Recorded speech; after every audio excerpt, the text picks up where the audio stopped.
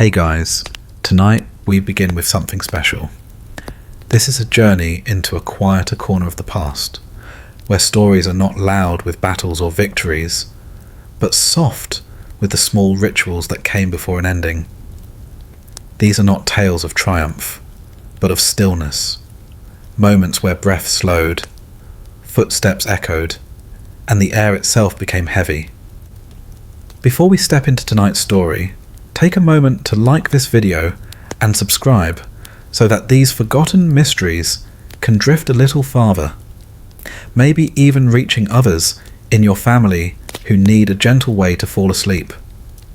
And in the comments, tell me your location and the exact time you're watching this. It's always fascinating to see those tiny lights glowing on a map across the world, each one of you listening quietly, together, though apart. Now, let's begin. There is something about stone, cold, unfeeling, and enduring, that has always been the perfect accomplice to human cruelty.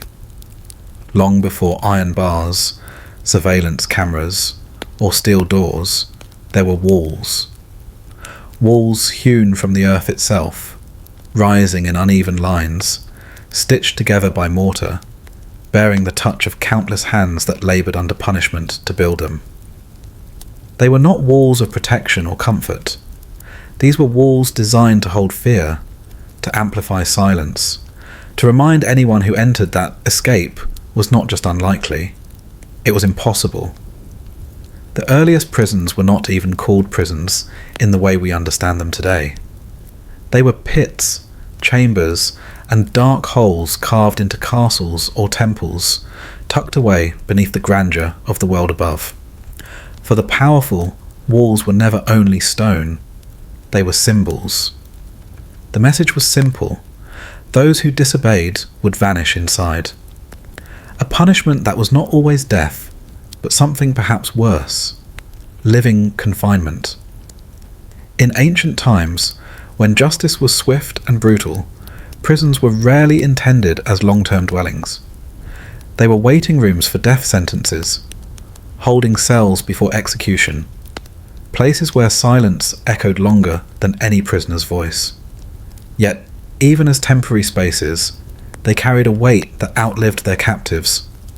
Stories would seep into the cracks of the stone, tales of groans, of chains scraping, of prayers whispered when hope had long since abandoned the body. Stone has no memory, we say, but walk into one of these early chambers and the air feels otherwise. Take, for instance, the underground vaults of ancient civilizations. In Mesopotamia, the first cities rose with their ziggurats towering toward the heavens, and yet beneath their sacred places lay chambers designed not for worship, but for confinement. The condemned were not given sunlight.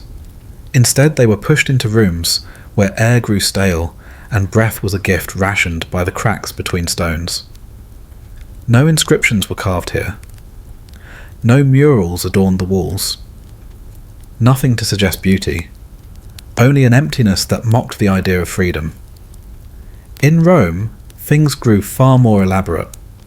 The Mamertine prison, tucked beneath the bustle of the Forum, was a place few spoke of openly. From above, the streets swarmed with life. Markets, triumphal marches, senators boasting in marble halls. But just below, the Tullianum chamber swallowed men whole. The entry was through a hole in the ceiling. Once lowered down, you no longer lived in the world of men, but in a pit where stone pressed close against your skin, and water seeped through the cracks. Chains bound ankles and wrists, but it was the weight of the stone that held you most firmly. It was here that enemies of the state, conspirators, rebels, chai awjitons, waited to meet the silence of death. The stones bore witness to despair, and in time, whispers said they could still be heard echoing, long after the last cries ceased. Walls such as these were not passive structures. They were built to break a person before punishment was delivered. Imagine sitting in such a place, your body stiff from cold, your breath rising in a damp haze, listening.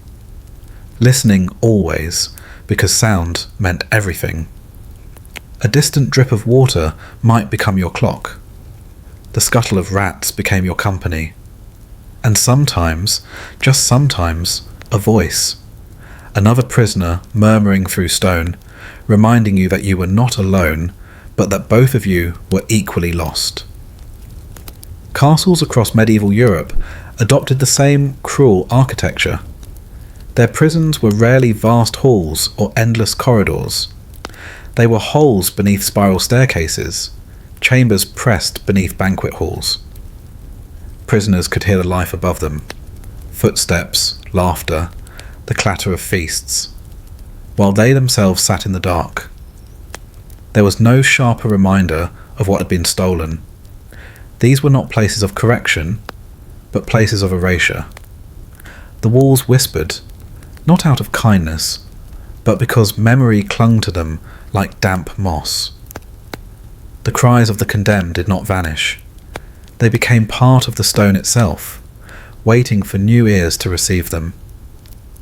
The builders of these walls understood something chilling. Fear does not need to be inflicted daily. Fear is patient. It seeps slowly, like water finding cracks. It wears down the mind more steadily than any whip. A man could be locked in a silent cell, and after days, weeks, perhaps only hours, the stone would begin to speak. Not in words, of course, but in the way shadows lengthen, the way every scrape of movement echoes like a scream. When we think of terrifying prisons, we often imagine overcrowded cells, chains rattling, torches flickering against stone. But what made these early fortresses of fear so terrible was often their simplicity. A single dark room, a single barred slit of light, sometimes none at all. The lack of sensation became its own torture. You began to imagine the world outside, to hear phantom voices, to see faces in the dark. You became your own jailer, building prisons within your mind even more secure than the ones of stone. There are accounts, fragmented, uncertain, passed down in chronicles, of men begging for death after weeks in such walls. They clawed at stone until nails broke. They muttered prayers, curses, confessions to cracks that would never answer. For the powerful rulers who designed these cells, this was the point. To kill the body was easy. To let it linger, with fear as its only companion, that was true authority. Stone, after all, endures. Unlike wood, it does not rot quickly. Unlike metal, it does not rust into weakness. Long after bones turned to dust, the walls remained. That is why today, when we step into preserved prisons, when we duck our heads into old dungeons beneath castles, the air feels heavy. We expect to see chains or skeletons, but the real presence is in the stone. It presses against you. It lingers on your breath. It hums with the weight of centuries. And it was never silent. Prisoners scratched into the walls, marks, names, desperate carvings of crosses or pleas for mercy. Each one is a frozen voice. A mark made with fingernails, with bits of broken pottery, with blood if nothing else was at hand. These scratches remind us that the walls were not entirely passive. They were witnesses, but also canvases. They absorb despair not only in sound, but in mark and stain. And to this day, historians running their fingers along those uneven surfaces find stories etched into stone. They are the closest thing to conversation with the long dead. The stone walls that whispered fear were more than architecture. They were instruments. They amplified isolation. They magnified despair. They held prisoners not just physically, but psychologically, wrapping them in silence until the mind itself began to unravel. And it was this quiet cruelty that shaped the prisons yet to come. For once, rulers and kings realized that walls alone could break men. Prisons became less about speed of justice and more about duration. It was no longer about keeping someone alive only until a trial or an execution.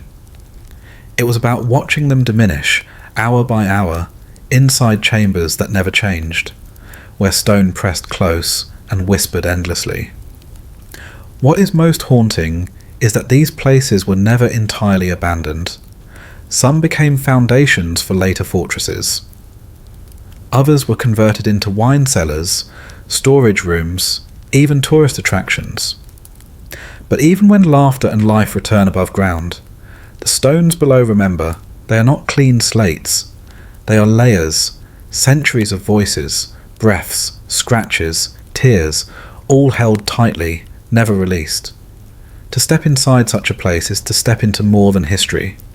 It is to enter into the company of those who sat there centuries before, waiting, fearing, listening to the same oppressive silence. The stones do not differentiate between past and present. They hold fear as if it were eternal, as if the prison is never truly empty. That is why when we speak of terrifying prisons, we begin not with chains or iron or modern cruelty. We begin with walls, walls that were built to last, walls that outlived their captives, walls that still stand and still whisper.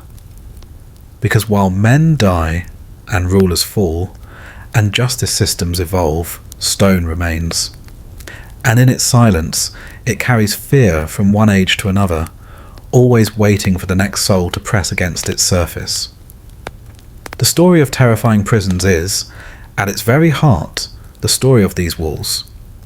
They are the foundation, the first keepers of men, the silent judges that required no verdict. Their punishment was endurance. Their power was permanence. And as we move deeper into history, through empires and centuries, through towers and fortresses, the whisper of those first stone chambers never disappears. It follows, like an echo that cannot be silenced, reminding us that every prison, no matter how elaborate or cruel, is but an extension of those earliest walls that whispered fear. Rome was a city of spectacle. From its gleaming marble temples to its sprawling forums, everything was meant to impress, to overwhelm, to declare that power here was eternal. The emperors understood that fear was not only born on the battlefield or in the Senate, but also in the shadows, where stone walls and iron chains told stories as loud as any triumphal march. Beneath the grandeur of Rome's public life, beneath the parades of generals and the cheers of the circus, there lay another city. It was darker, colder, and far less forgiving. Here, stone pressed in close, and chains clattered against wrists that would never feel freedom again. For Rome, justice was a performance, and nowhere was that performance more chilling than in its prisons. The most infamous of these was the Mamertine prison, a place whose very name carried a weight that silenced conversation. Officially, it was small, just a pair of underground chambers beneath the bustling heart of the Forum. Yet its reputation loomed larger than amphitheatres, larger than palaces. The Mamertine was not vast, but it did not need to be. Its power came from the terror it inspired. The entrance was nothing remarkable. A set of steps leading downward, beneath the temples of a city that proclaimed its gods watched over justice. But those steps did not lead to fairness. They led instead into the Tullianum, a pit carved into stone. Prisoners were lowered through a hole in the ceiling, dropped into darkness, swallowed by damp air. There was no walking back out. Once you descended, you belonged to the silence below. In this pit, the chains were not merely restraints. They were declarations. Rome wanted its enemies to feel the weight of iron pressing into their flesh, to be reminded with every breath that freedom was not only gone, but had been ripped away deliberately. The chains were heavy, sometimes nailed into the walls themselves, sometimes bolted to the stone floor. A man could not stretch, could not pace, could not even collapse without being painfully reminded of his captivity. And it was not just common criminals who were bound here. Rome saved the Mamertine for enemies of state, for kings who had once ruled with crowns, for generals who had dared to challenge the legions, for conspirators who whispered treason. Vercingetorix, the proud chieftain of the Gauls, was dragged here after his defeat at the hands of Julius Caesar. Once a leader of thousands, he found himself in the pit, shackled and alone, waiting to be paraded through Rome in chains before execution. The walls of the Mamertine had seen glory stripped bare, had witnessed the humiliation of men who once commanded nations. The chains, then, were more than iron. They were symbols of Rome's triumph. To bind a rival was to show the world that no one, not kings, not generals, not even senators, stood above the will of the empire. And when the chains grew rusted, when the iron cut into skin and left permanent scars, Rome considered it not cruelty, but proof that justice had been done. The darkness of the prison amplified the torment. The chambers were damp, with water seeping through the cracks, pooling at the floor. Sometimes the pit flooded entirely, drowning those still inside. Food, when gavon camel, was lowered through the same hole by which prisoners entered, small scraps tossed into the dark. There were no visits, no voices of comfort, no chants of appeal.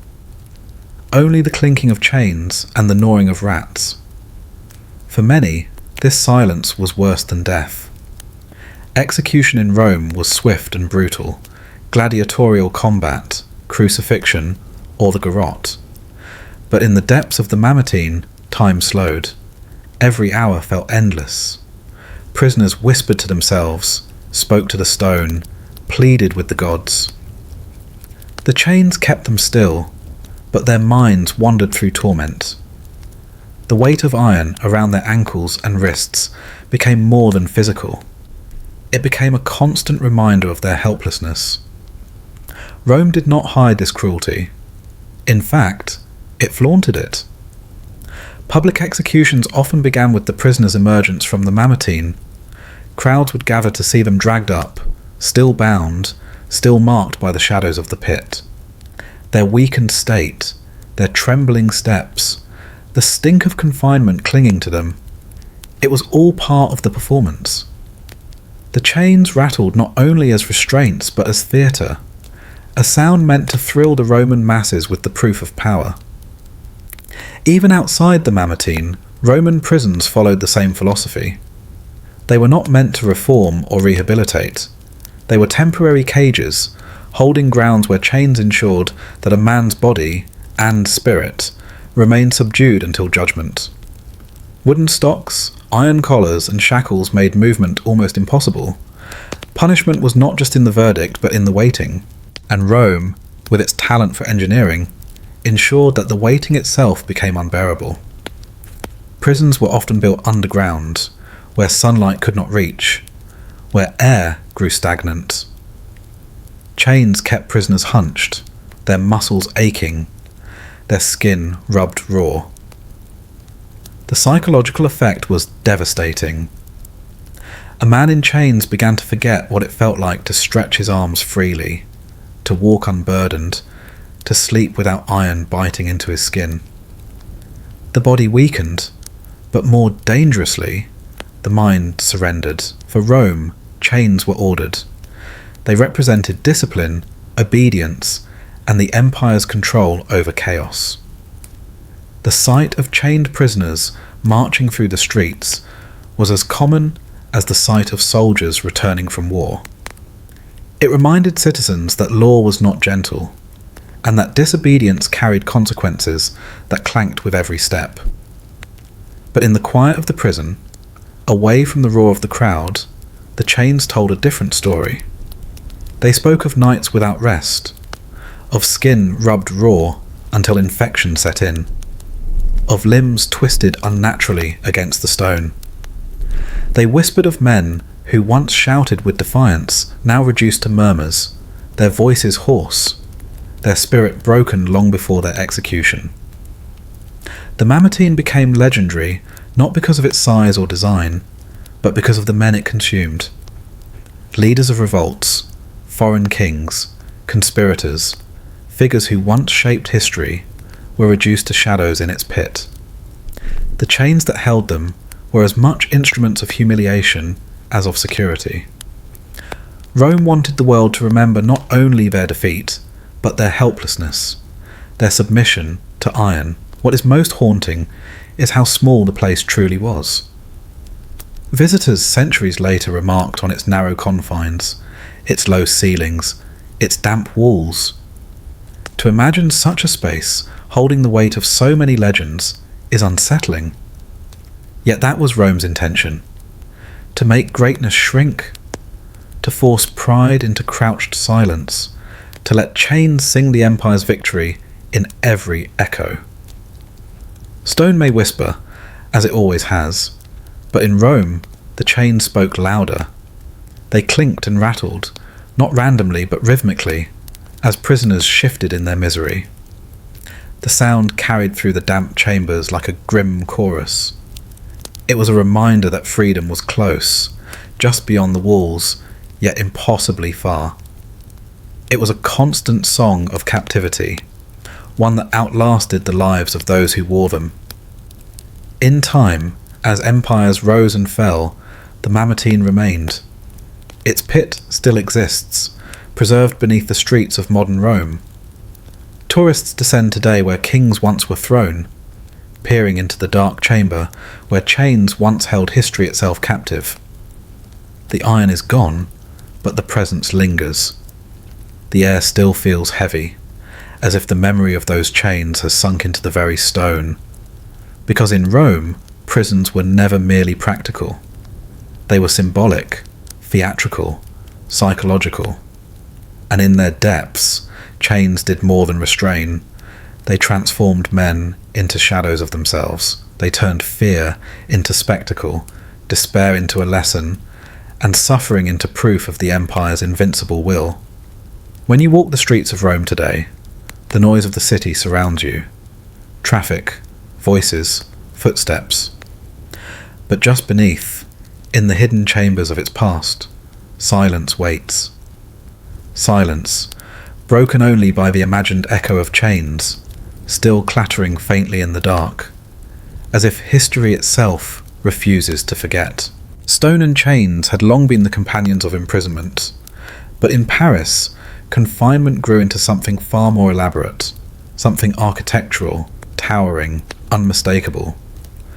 The Bastille was not merely a prison.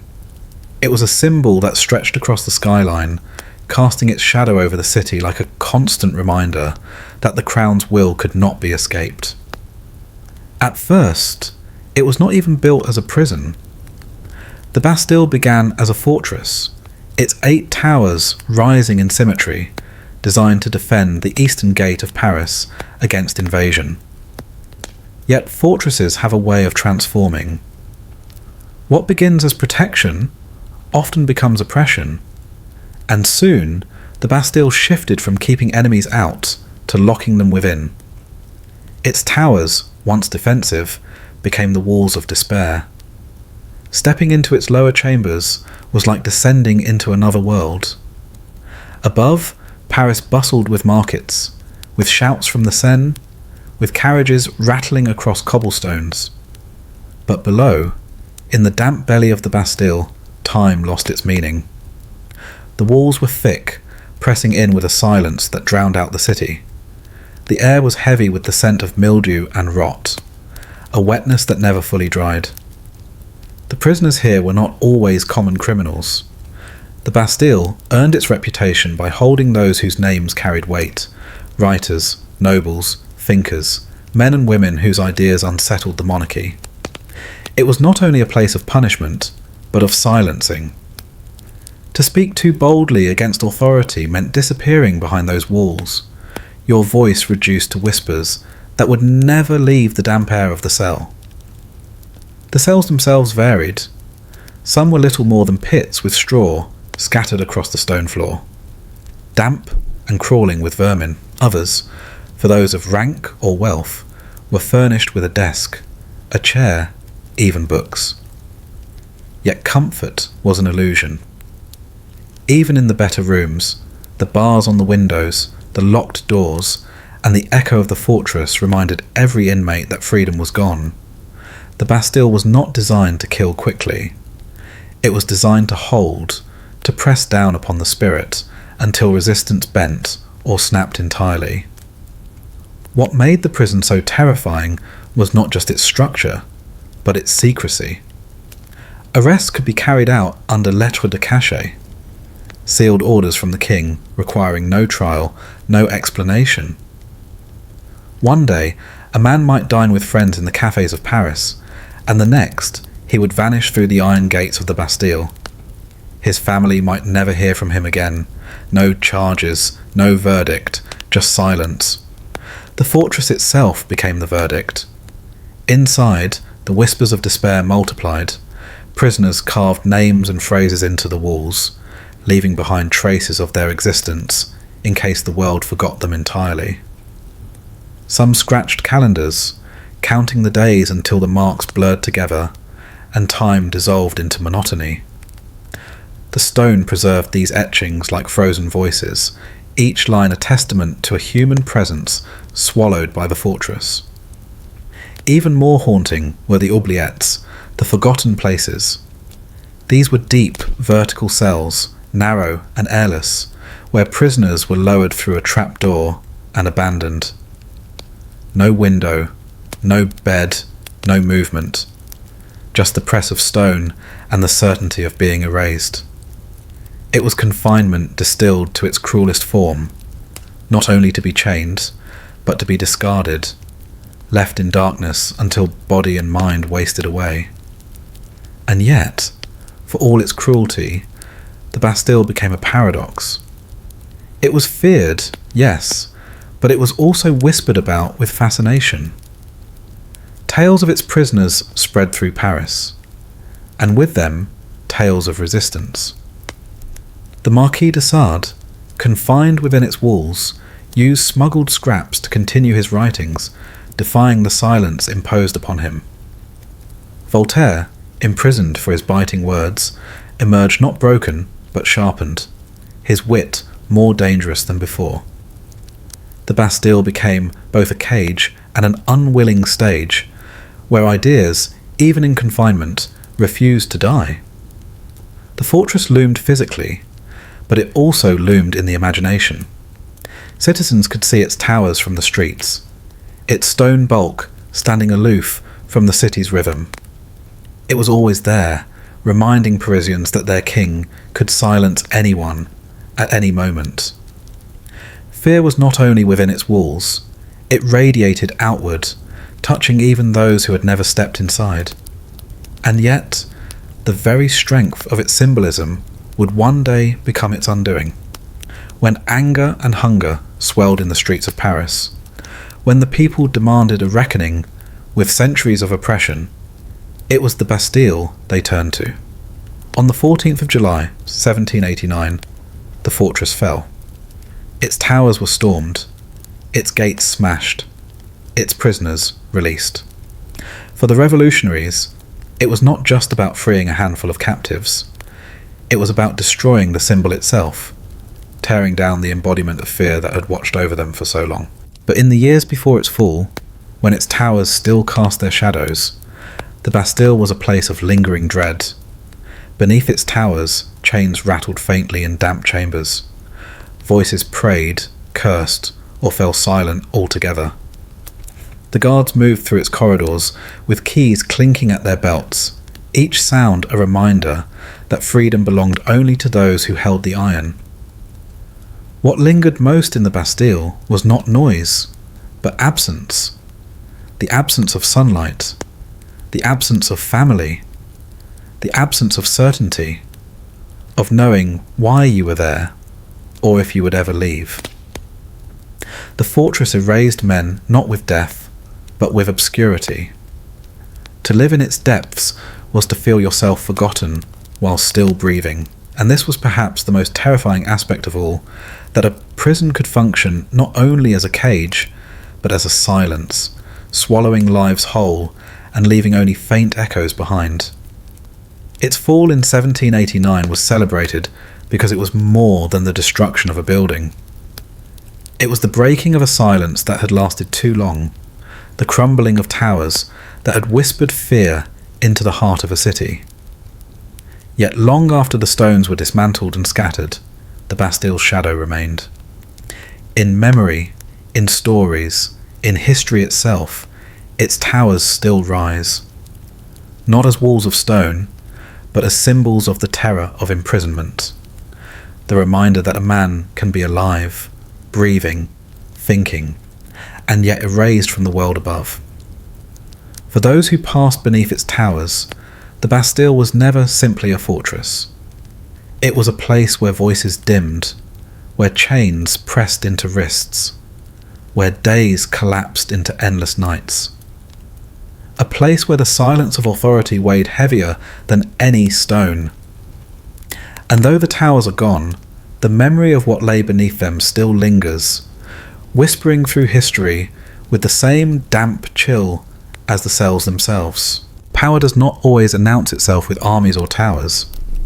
Sometimes it appears in robes and candles, cloaked in sanctity, speaking softly of salvation, while carrying instruments of torment hidden in shadow. If the Bastille was a fortress of kings, then the prisons of the Inquisition were fortresses of faith, though faith here was wielded like a blade.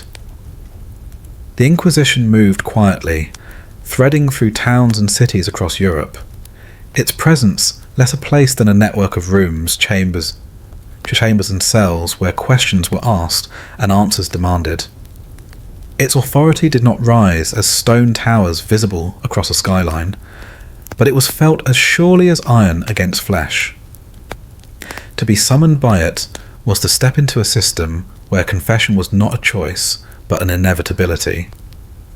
The prisons it maintained were unlike those built merely to hold the body. These were designed to pierce deeper, to reach into the mind and soul. And among the cruelest devices used to secure obedience were the iron cages, structures that stripped away dignity as thoroughly as they stripped away freedom. The cages themselves were not vast, not elaborate. They were narrow, cramped, and mercilessly unforgiving. Forged from bars of iron, they offered no space to stretch, no room to lie flat, often not even enough to sit with comfort. A man placed inside was forced into stillness, his body twisted unnaturally, pressed against unyielding metal. Days passed, not in sleep, but in half-consciousness, limbs stiff, muscles trembling. The cage was both prison and punishment, its cruelty embedded in every inch of its design. Suspended in public squares or hung from the walls of dungeons, these cages made no secret of their purpose. They displayed the condemned not as individuals but as warnings, their bodies silhouetted behind bars, their suffering a spectacle. To look upon a figure crammed into such a frame was to see human defiance bent until it broke. And in a time when heresy was seen as contagion, the cage was a cure, harsh, visible, and unforgettable. But not every cage stood in open air. Some were tucked deep within the vaulted chambers of inquisitorial prisons, where candlelight flickered against metal, and shadows stretched long across damp walls. Here, the cage became a tool of silence. A prisoner, confined within, could not pace the cell, could not carve messages into stone, could not even reach far enough to strike the bars. He became a statue of his own despair, locked into a posture of humiliation, waiting for interrogations that always promised more pain than the last. The Inquisition understood the art of fear. It was not enough to punish. One had to make punishment visible, memorable. Iron cages achieved this with chilling efficiency. They stripped away humanity, turning the condemned into exhibits. They silenced movement, ensuring that suffering was no longer hidden, but crystallized into a frozen image that lingered in the minds of those who saw it. The cruelty was not always in death. Many who entered these cages did not die quickly. Instead, they endured the long unravelling of body and spirit. Hunger gnawed, thirst parched lips until speech cracked. The unyielding frame pressed into joints until even small movements became agony. At night, rats crept close, drawn by the scent of weakness. Insects crawled across flesh, unprotected by blankets or bedding. The cage offered no relief, not in posture, not in time, not in dignity. And then there was the knowledge, more terrible than the iron itself, that the cage was not the end. It was only the beginning, a holding pattern before the interrogations resumed, before the questions sharpened, before the next stage of torment unfolded. In the hierarchy of punishment, the cage was never the climax. It was merely the pause, the reminder, the patient erosion of resistance, so that when the prisoner finally spoke, his words were soaked in fear. Accounts survive of men and women confessing to sins they had not committed, not out of guilt, but out of desperation to escape the cage. A false admission was preferable to another night within its bars. The Inquisition knew this, perhaps even expected it, for the goal was never truth. The goal was conformity. The cage broke individuality until only obedience remained. Outside, in villages and towns, the shadow of these cages spread far. People whispered of them in hushed tones, careful not to be overheard. Parents warned their children never to question the sermons too loudly, never to speak boldly of doubts. The cage did not have to be seen to be effective. The memory of its shape lingered in the imagination, a silent enforcer of obedience long before soldiers arrived at one's door.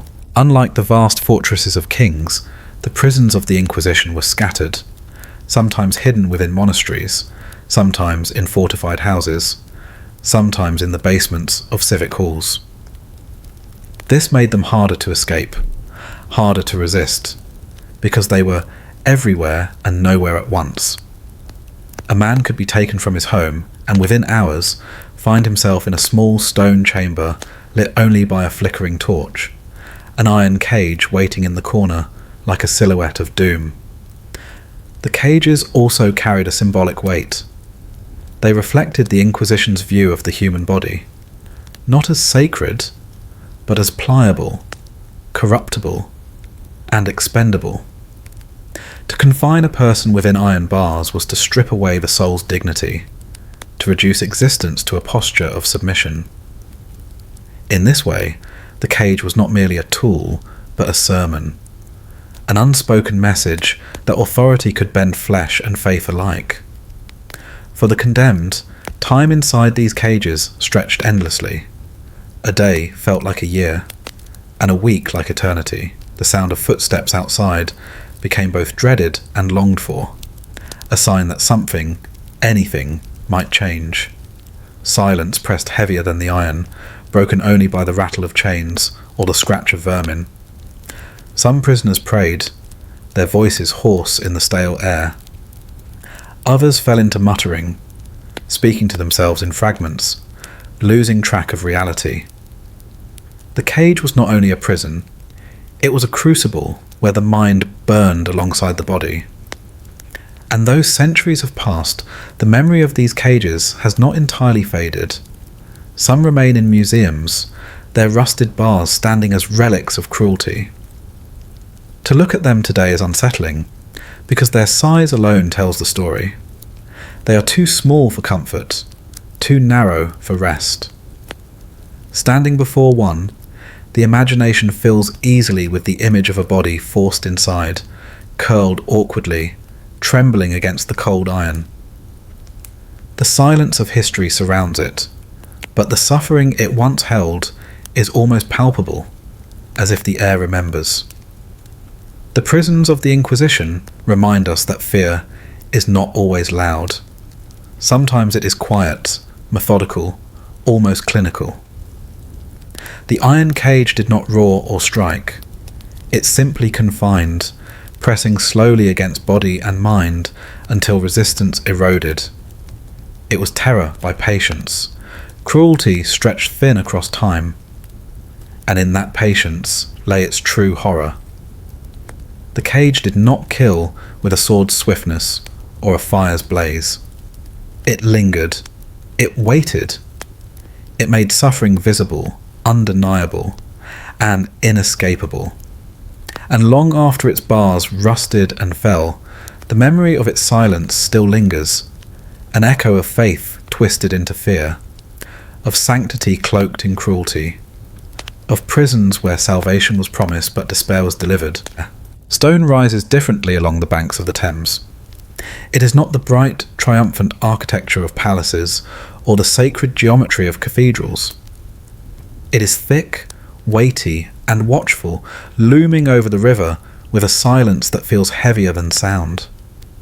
The Tower of London does not simply stand, it broods. For nearly 1,000 years, its shadow has stretched across English history, and in that shadow, countless lives vanished, their cries swallowed by walls that seem almost designed to keep secrets. At first glance, the tower is many things: a fortress, a palace, an armoury, a treasury. Kings and queens once walked its chambers. Coronation processions often began here.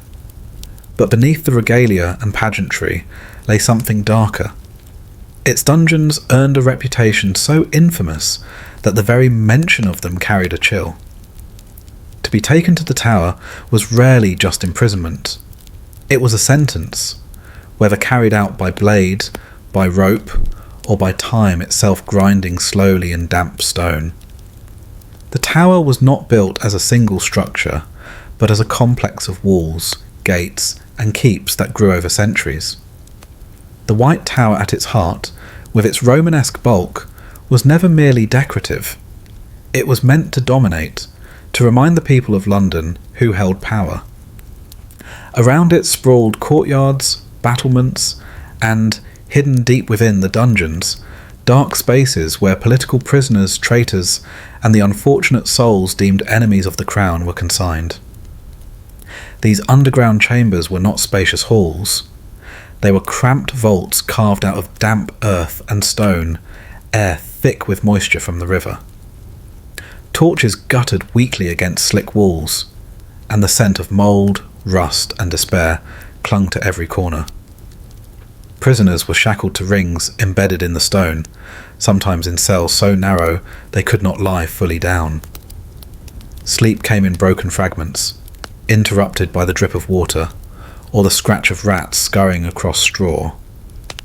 Yet the tower's horror was not always in what could be seen. It was in what might happen next. Prisoners rarely knew their fate. Days stretched endlessly, and at any moment the creak of boots in the corridor could mean interrogation, trial, or execution. The uncertainty gnawed deeper than hunger, deeper than thirst. One could endure darkness. One could endure chains. But the endless waiting, the sense of being forgotten except when summoned to suffer, that was its own form of torment. Some of history's most infamous figures endured these chambers. Anne Boleyn, once queen, walked the tower's stone paths before her execution. Guy Fawkes, caught in the gunpowder plot, was dragged into its depths and broken under torture until confession spilled out like blood. The princes in the tower, two young boys, Edward V and his brother Richard, entered its walls and never emerged, their disappearance still one of England's most enduring mysteries. Each story layered another shadow onto the fortress, until the tower itself became less a building and more a symbol of dread. The instruments of pain used within its walls did not need imagination to terrify. The rack, a frame of wood and rope, stretched the body until joints cracked and tendons tore, a slow unravelling of flesh beneath the hands of interrogators. The scavenger's daughter compressed instead of stretched, forcing the body to fold unnaturally until blood vessels burst beneath the skin. Iron collars, manacles, and fetters were not merely restraints, but weapons of endurance, designed to cut, to chafe, to remind the prisoner every second that escape was impossible. The tower's dungeons were not filled with nameless criminals alone. They held nobles, knights, courtiers, men and women who once stood near the throne, now brought low. That was part of the tower's menace. No rank, no title, no wealth guaranteed safety from its walls. Power shifted, and suddenly yesterday's favourite was today's traitor. The higher one stood, the more terrifying the fall when those iron gates closed behind them. The architecture itself added to the despair. Stone corridors twisted in ways that disoriented. Staircases curved down into chambers where light barely reached. Some cells were so deep that the only sound was the heartbeat in one's ears. Prisoners spoke later of losing track of time entirely, unsure whether hours or days had passed. The dungeons were not merely places of confinement, they were labyrinths designed to make one feel lost, even while standing still. And then there was the river. The Thames lapped at the tower's edge, and a water gate opened directly into its walls. Known as Traitor's Gate, it bore prisoners silently into the fortress by boat. Those who passed beneath its archway knew their arrival was a crossing into another existence. To Londoners, watching from the banks, the sight was a grim spectacle. A noble or conspirator ferried quietly into shadow. Their fate sealed before a word was spoken. The tower was not always deaf.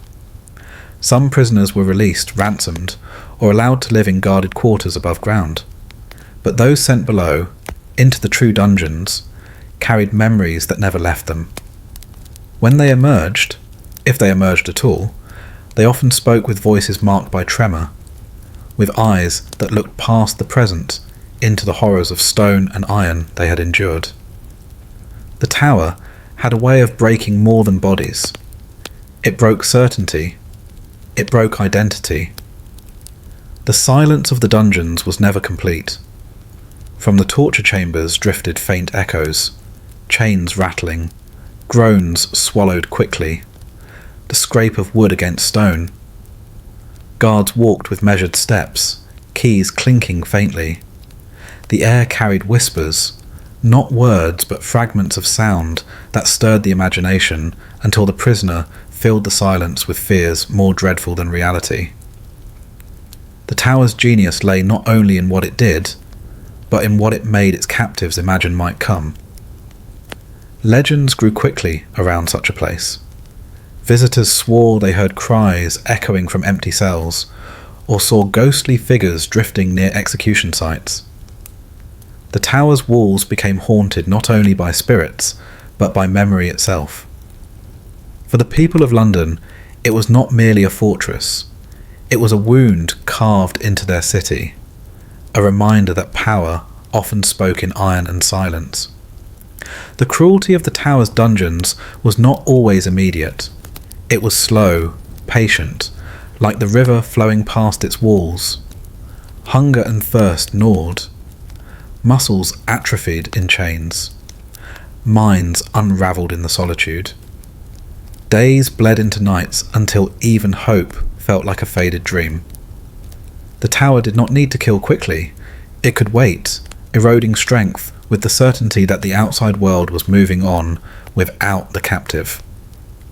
To step into its dungeons now, preserved as fragments of history, is unsettling. The walls are bare, the cells empty. Yet something lingers. The air feels heavy, as though the stone remembers. The imagination fills with the weight of centuries, of countless footsteps dragging across the same floor, of voices crying out in despair and never answered. The tower no longer imprisons as it once did, yet its silence holds echoes that will not fade, and perhaps that is its greatest terror. The Bastille fell, The cages of the Inquisition rusted away. But the tower still stands, its stones as firm as ever, its shadow still stretching over the Thames. It carries its history openly, both tourist site and mausoleum of memory. Those who visit may walk the battlements, gaze at the crown jewels, or watch ravens hop across the grass. But beneath all that lies something older, darker. The memory of dungeons where time stopped, where light faded, and where countless lives were lost, not only to death, but to despair. The Tower of London remains less a relic than a reminder that prisons are not always about walls and chains alone. They are about power. They are about fear. And the most terrifying prisons in history are not forgotten, for their silence still speaks, quietly, endlessly, through the stones that survive them. Venice is a city built not on solid ground, but on water and willpower. Palaces rise on timber piles driven deep into the lagoon, their marble facades shimmering like mirages as gondolas slip silently past. The canals glitter in daylight, yet beneath the gilded masks of Carnevale and the serenades drifting across the Grand Canal lies another Venice, one that does not glitter, one that does not sing. It is a Venice of shadows, hidden chambers, and prisons that turn the city's beauty into a mask for cruelty. The city was proud of its independence, ruled by the enigmatic figure of the Doge and the council of nobles who guarded their power as fiercely as merchants guarded their trade routes. Venice prided itself on secrecy. Political decisions were made in silence, enemies removed quietly, and dissent swallowed before it could spread. To protect that order, the Republic devised prisons that were as invisible as they were inescapable. And at the heart of that hidden system were the pozzi, the wells.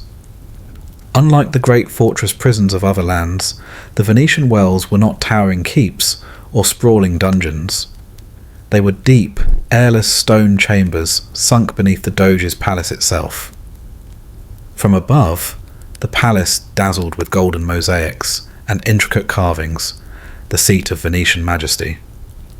But directly beneath its glittering chambers were holes in the earth into which men and women vanished. To fall into the pozzi was to be swallowed whole by silence. The wells were called such because they resembled nothing so much as pits dug into the ground. Small square openings led into chambers scarcely large enough to turn around in. The walls dripped with damp from the canals, and the air clung to the skin with clammy heaviness. A tiny grate allowed a trace of light and air, but little more. In these cramped holes, prisoners sat in darkness, unable to escape the smell of stagnant water and rot. The city above bustled with laughter, commerce, and masquerades, but in the pozzi there was no sound but the drip of water and the restless stirring of rats. The prisoners who languished here were not always criminals in the ordinary sense. Many were political prisoners, accused of conspiracy against the Republic, or those whose knowledge or presence had become inconvenient. Venice was built on control, and the wells ensured silence, literal and metaphorical, for those who might threaten that control. If the pozzi embodied suffocating damp and silence, their counterparts, the piombi, or leads, were no kinder. Located just beneath the palace's lead roof, these cells baked under the Venetian sun. Where the wells froze the body with moisture, the piombi roasted it alive. Heat pressed down from above, the metal roof turning the chamber into an oven. The air thickened until every breath scalded the lungs. Prisoners sweltered through long summers, with little respite even at night. Between the pozzi and the piombi, Venice perfected two extremes of torment, one of drowning cold, the other of searing heat. It was said that the prisons of Venice could drive a man mad more swiftly than chains or torture. In the wells, Darkness stretched unbroken. Days and nights blurred into a single, endless moment. The body weakened from damp and cold, lungs grew heavy with mould, and the mind wandered in circles until sanity frayed. Few who entered emerged unchanged, and those who did told their stories in hushed tones, as if the silence of the well still clung to their throats. Yet some tales of escape surfaced, whispered with awe in taverns and alleyways. The most famous belonged to Giacomo Casanova, the libertine, adventurer and writer, who was confined in the Piombi in the 18th century. By cunning, patience, and audacity, he managed to break free, slipping across the palace roof and out into the night. His escape became legend, a rare spark of triumph against the suffocating machinery of Venetian justice. But for every Casanova who escaped, hundreds vanished without record, their names swallowed by the city that preferred to forget. What makes the Venetian prisons so haunting is not merely their cruelty, but their proximity to splendour. Prisoners in the wells sat in darkness, directly beneath halls adorned with gold and marble, where nobles debated politics and ambassadors marvelled at the magnificence of the Republic. Above, music drifted through the air during festivals. Below, men shivered in damp silence. It was a city with two faces, one of dazzling beauty, one of hidden brutality, and the prisons beneath the Doge's palace embodied that duality with chilling perfection. The walls of the wells seemed to carry memory. The damp stones, touched by centuries of human breath, absorbed despair. To enter them today, as a visitor, is to feel a shift in the air, heavy, stagnant, as though time itself has not moved. Guides speak softly, footsteps echo hollowly, and one realizes that these small pits once held the weight of entire lives, compressed into stone silence. Venice's prisons were more than places of confinement. They were tools of secrecy. The city was governed by councils and committees, the Council of Ten most of all, who prized silence and obedience above all else. Justice was swift, trials often hidden from the public eye, verdicts rendered in closed chambers. The prisons were not about spectacle, as in Paris or London. They were about invisibility. To be imprisoned beneath the palace was to vanish from public life, to be erased quietly while the city above continued its masquerade. Even the approach to the prisons carried symbolism. Prisoners crossed the Bridge of Sighs, a narrow stone passage linking the Doge's palace to the new prisons across the canal. Through its small windows, they caught their final glimpse of Venice's canals and sky before being locked away. The sighs were not of romance, as later poets imagined, but of despair, the breath of men and women seeing freedom for the last time. To imagine the silence of the wells is to imagine a void. No bustling of gondolas, no laughter of festivals, no song of church bells drifting across water. Only the body pressed against damp stone, counting drops of water as though they were hours, straining to hear footsteps that might never come. The silence was so complete it became a sound in itself, filling the mind until it seemed to echo. That silence was Venice's weapon. Chains could be broken, walls breached, but silence consumed from within. And yet, the city itself never ceased above. Lanterns flickered along canals, merchants haggled at the Rialto, and nobles in masks wove their intrigues. Venice's beauty, so often celebrated, became the cruelest contrast for those trapped beneath it. They could imagine the glow of torchlight on water, the sweep of violins through the air, but they would never see it again. The city that prided itself on light and art created prisons of darkness and silence so complete that they erased even memory.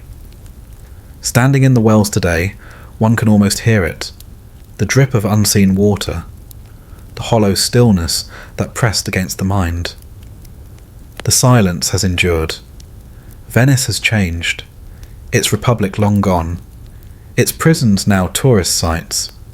But the air beneath the palace feels untouched, as though the centuries never moved. Perhaps silence is the one prisoner that never escaped, lingering long after walls emptied and doors closed. The Venetian wells remain among the most terrifying prisons, not because of their size, or the number of lives they claimed, but because of what they reveal. That beauty can conceal cruelty, that silence can be more suffocating than chains, and that a city so admired for its brilliance built its power upon shadows no less dark than those of any fortress or dungeon. Above, Venice still dazzles with lights reflecting on water. Below, silence lingers in the wells, a reminder that every mask conceals a face, and every palace casts a shadow. Where the Neva River meets the northern winds, a fortress rises against the pale sky, its golden spire piercing through the mists of St. Petersburg. The Peter and Paul fortress gleams from a distance, its architecture regal, its symmetry almost serene. Yet, as with so many prisons, beauty masks cruelty. For behind its proud bastions, and beneath its ornate church, lies a history written not in triumph, but in frost, hunger, and silence. It was Peter the Great who dreamed it into being.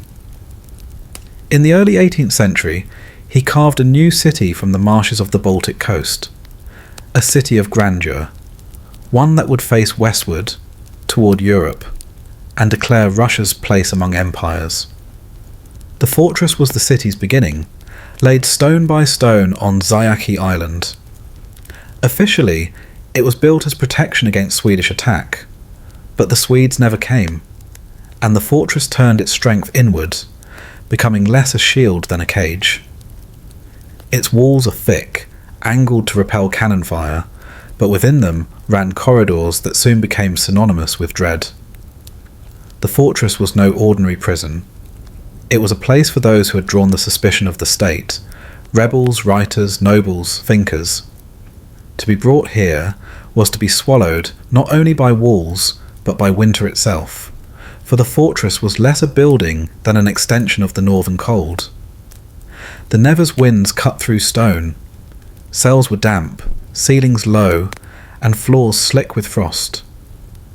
Even in summer, the air carried a chill, and in winter, the cold pressed against the body like a weight. Firewood was scarce, blankets thin, and iron bars radiated cold into the bones of the imprisoned. Many described shivering endlessly, their teeth chattering until exhaustion forced them into restless sleep, only to wake again with the same tremors. Prisoners here were not always common criminals.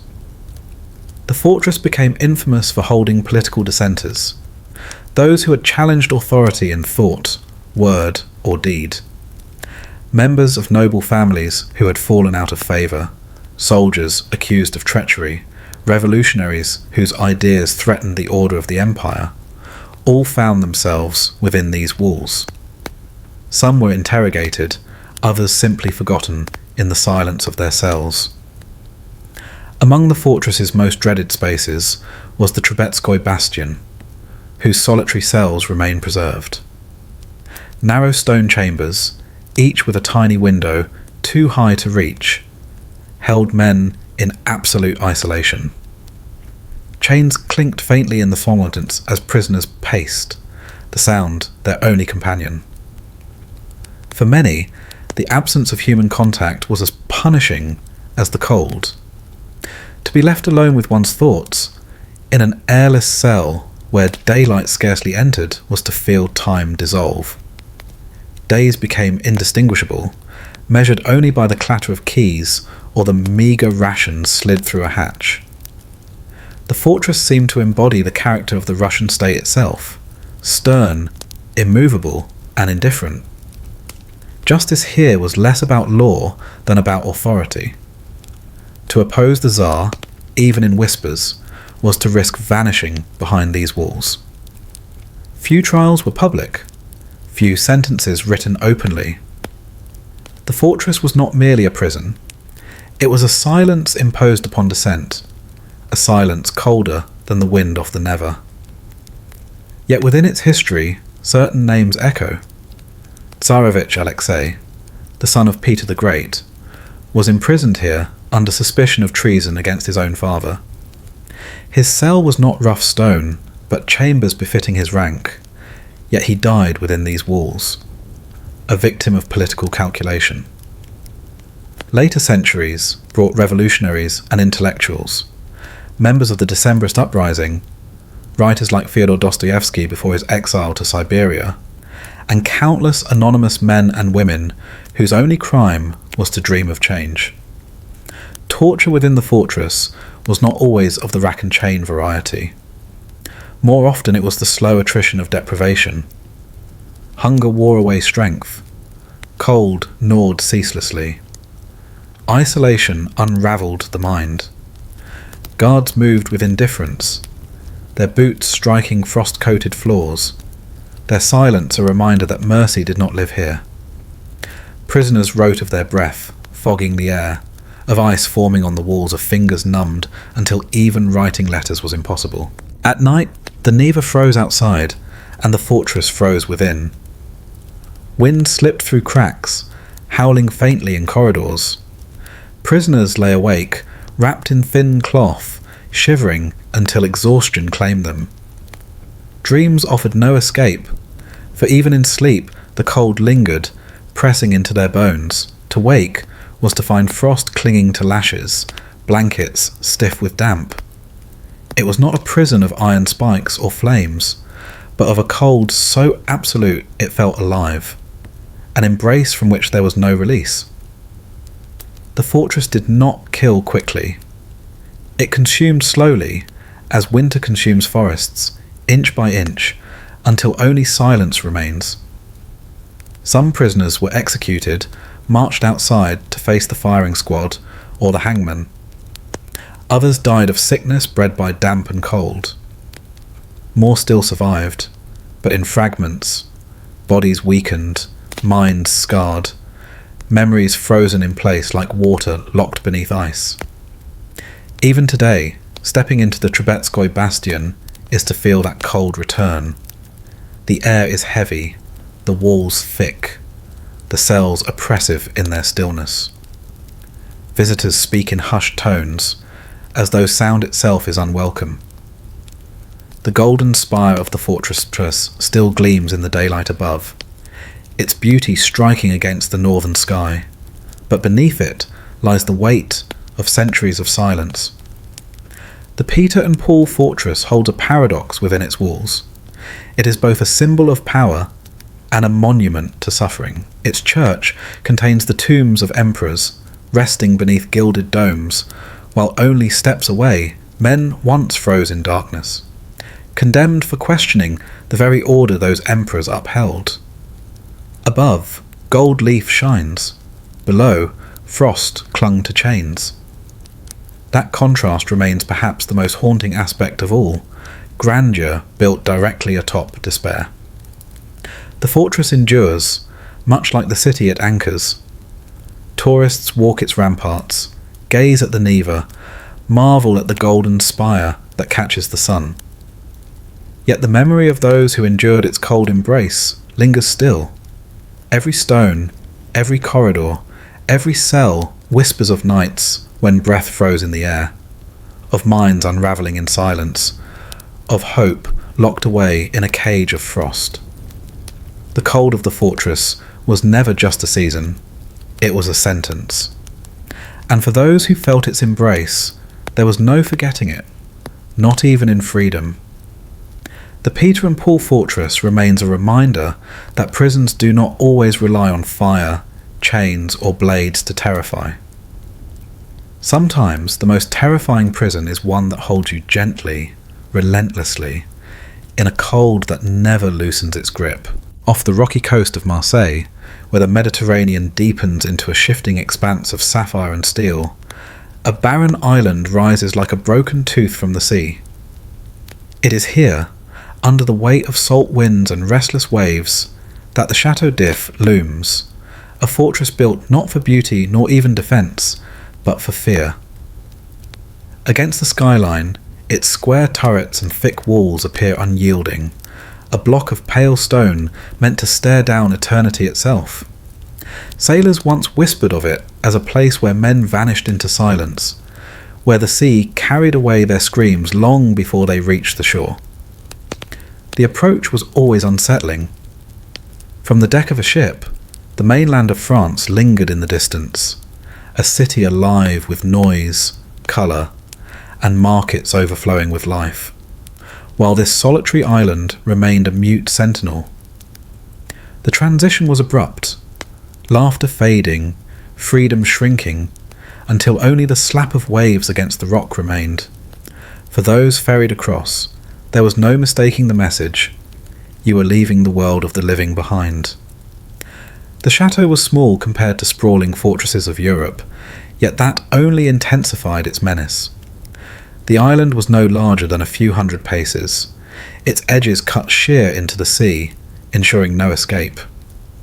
The walls that rose above were thick, bristling with battlements, yet their power lay not in keeping armies out, but in ensuring no soul within could ever return. Inside, the corridors spread like veins through the stone, twisting and narrowing until the notion of direction dissolved. They were not designed as straight passages, but as a labyrinth where every turn led deeper into shadow. The air smelled of brine and damp limestone, heavy with centuries of moisture that no fire could drive away. Windows, when they existed at all, were little more than narrow slits, meant to suffocate light rather than admit it. Prisoners found themselves hostels not only in space, but in time. Daylight did not reach the depths of certain cells. The hours blurred into endless dark, broken only by the scrape of a guard's key, or the distant moan of the wind threading through cracks in the stone. Men who had once stood proudly in courts or marketplaces were reduced to listening for the shuffle of rats, or for the echo of dripping water, to measure their lives. The Chateau d'If was not initially built for imprisonment. Erected in the early 16th century as a defensive stronghold against seaborne attack, its purpose soon shifted. The walls proved too strong, the island too isolated, for it to be wasted on cannon fire. Instead, it was reshaped into a place of exile. Nobles who had displeased the crown, political agitators, and occasionally common criminals found themselves ferried across to its gates. The fortress thus became a cage for France's unwanted voices, a place where inconvenient men could be buried alive without the spectacle of execution. Those locked within its chambers were not afforded equal treatment. Some, the wealthy or influential, were given rooms with windows and even furniture, as if their punishment was merely a restriction of movement. Others were shoved into holes so narrow they could scarcely stretch their limbs, their only company the insects and vermin that thrived in the damp. The disparity was intentional, a cruel reminder of hierarchy that persisted even within despair. The sea, always near, offered no comfort. Through narrow openings, prisoners could glimpse the horizon, its endless blue stretching toward freedom. Yet this vision was a torment rather than a solace. The waters surrounding the chateau were treacherous, currents swirling against sharp rocks, and no vessel approached unless authorized. To leap from the walls was to choose death by drowning over the slow decay of confinement. Many may have dreamed of it in fevered nights, but few dared. Whispers of ghosts clung to the place like mildew. Guards, hardened men themselves, admitted to hearing cries at night, echoing through the stone when the corridors lay empty. Some claimed that the walls retained the final gasps of those who had perished here, replaying them like a memory. The prisoners, starved of light and sound, could not be sure if the voices they heard were real or born from the unravelling of their minds. Among the fortress's most enduring legends was that of forgotten captives who vanished into its deepest cells, their names struck from records. The labyrinth ensured they could never be found again, save by accident. A careless step into the wrong passage, a door locked behind, and a man might vanish from the registry of the living. Generations of guards came and went, but the stone remembered.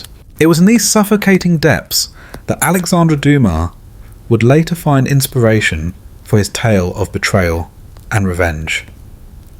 The Count of Monte Cristo was not merely a story, but a shadow drawn from the chateau's very stones. While Edmond Dantes may have been a creation of fiction, the despair he endured echoed the cries of countless forgotten men.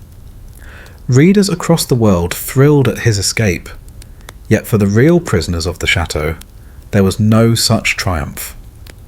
The labyrinth did not release its captives, it swallowed them whole. Yet the true terror of the chateau lay not in its size or its legends, but in its silence. Unlike prisons filled with the clamour of hundreds, this fortress was sparsely populated, often housing only a handful of inmates at a time. The silence pressed upon them with suffocating weight. To speak was to be reminded of one's loneliness. To remain quiet was to hear only the pulse of one's own thoughts. The absence of sound became a second set of chains. Food arrived at irregular intervals, passed through narrow doors by guards who never lingered. Meals were sparse, often cold, and never enough. The monotony of hunger gnawed more cruelly than whips. Days without variation broke the will. Prisoners forgot the taste of fresh bread, the warmth of the sun, the comfort of human laughter. Some attempted to mark time by scratching tallies into the walls, but stone crumbled under their desperate nails, and soon the effort seemed futile. The labyrinth was not only physical, but psychological. Those who entered its passageways without guidance often described an uncanny sense of being led astray, as though the very design conspired against reason. Doorways opened into other corridors identical to the last. A prisoner might walk in circles for hours, certain he had discovered a new path, only to arrive again at the cell he had left. This twisting architecture was not an accident. It was the slow hand of oppression made stone, a reminder that the world outside had been severed. The fortress endured centuries, weathering storms and wars, always retaining its grim purpose. Even when it no longer held prisoners, its presence haunted the coastline.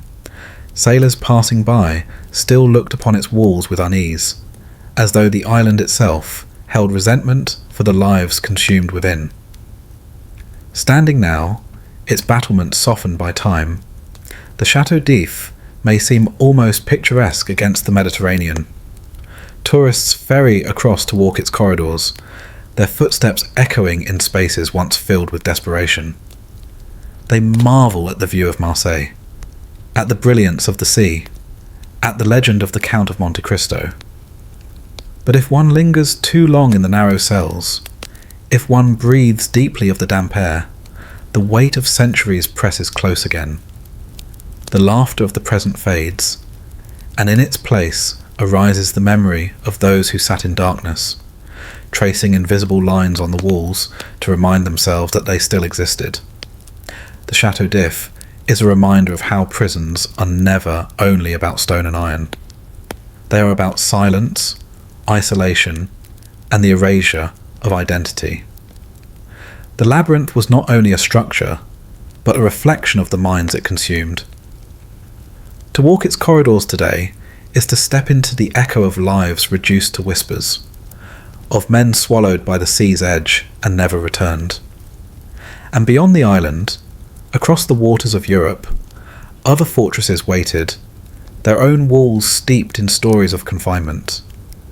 Some were colder, harsher, more vast, but all were bound by the same thread: the power to erase a human being without spilling blood.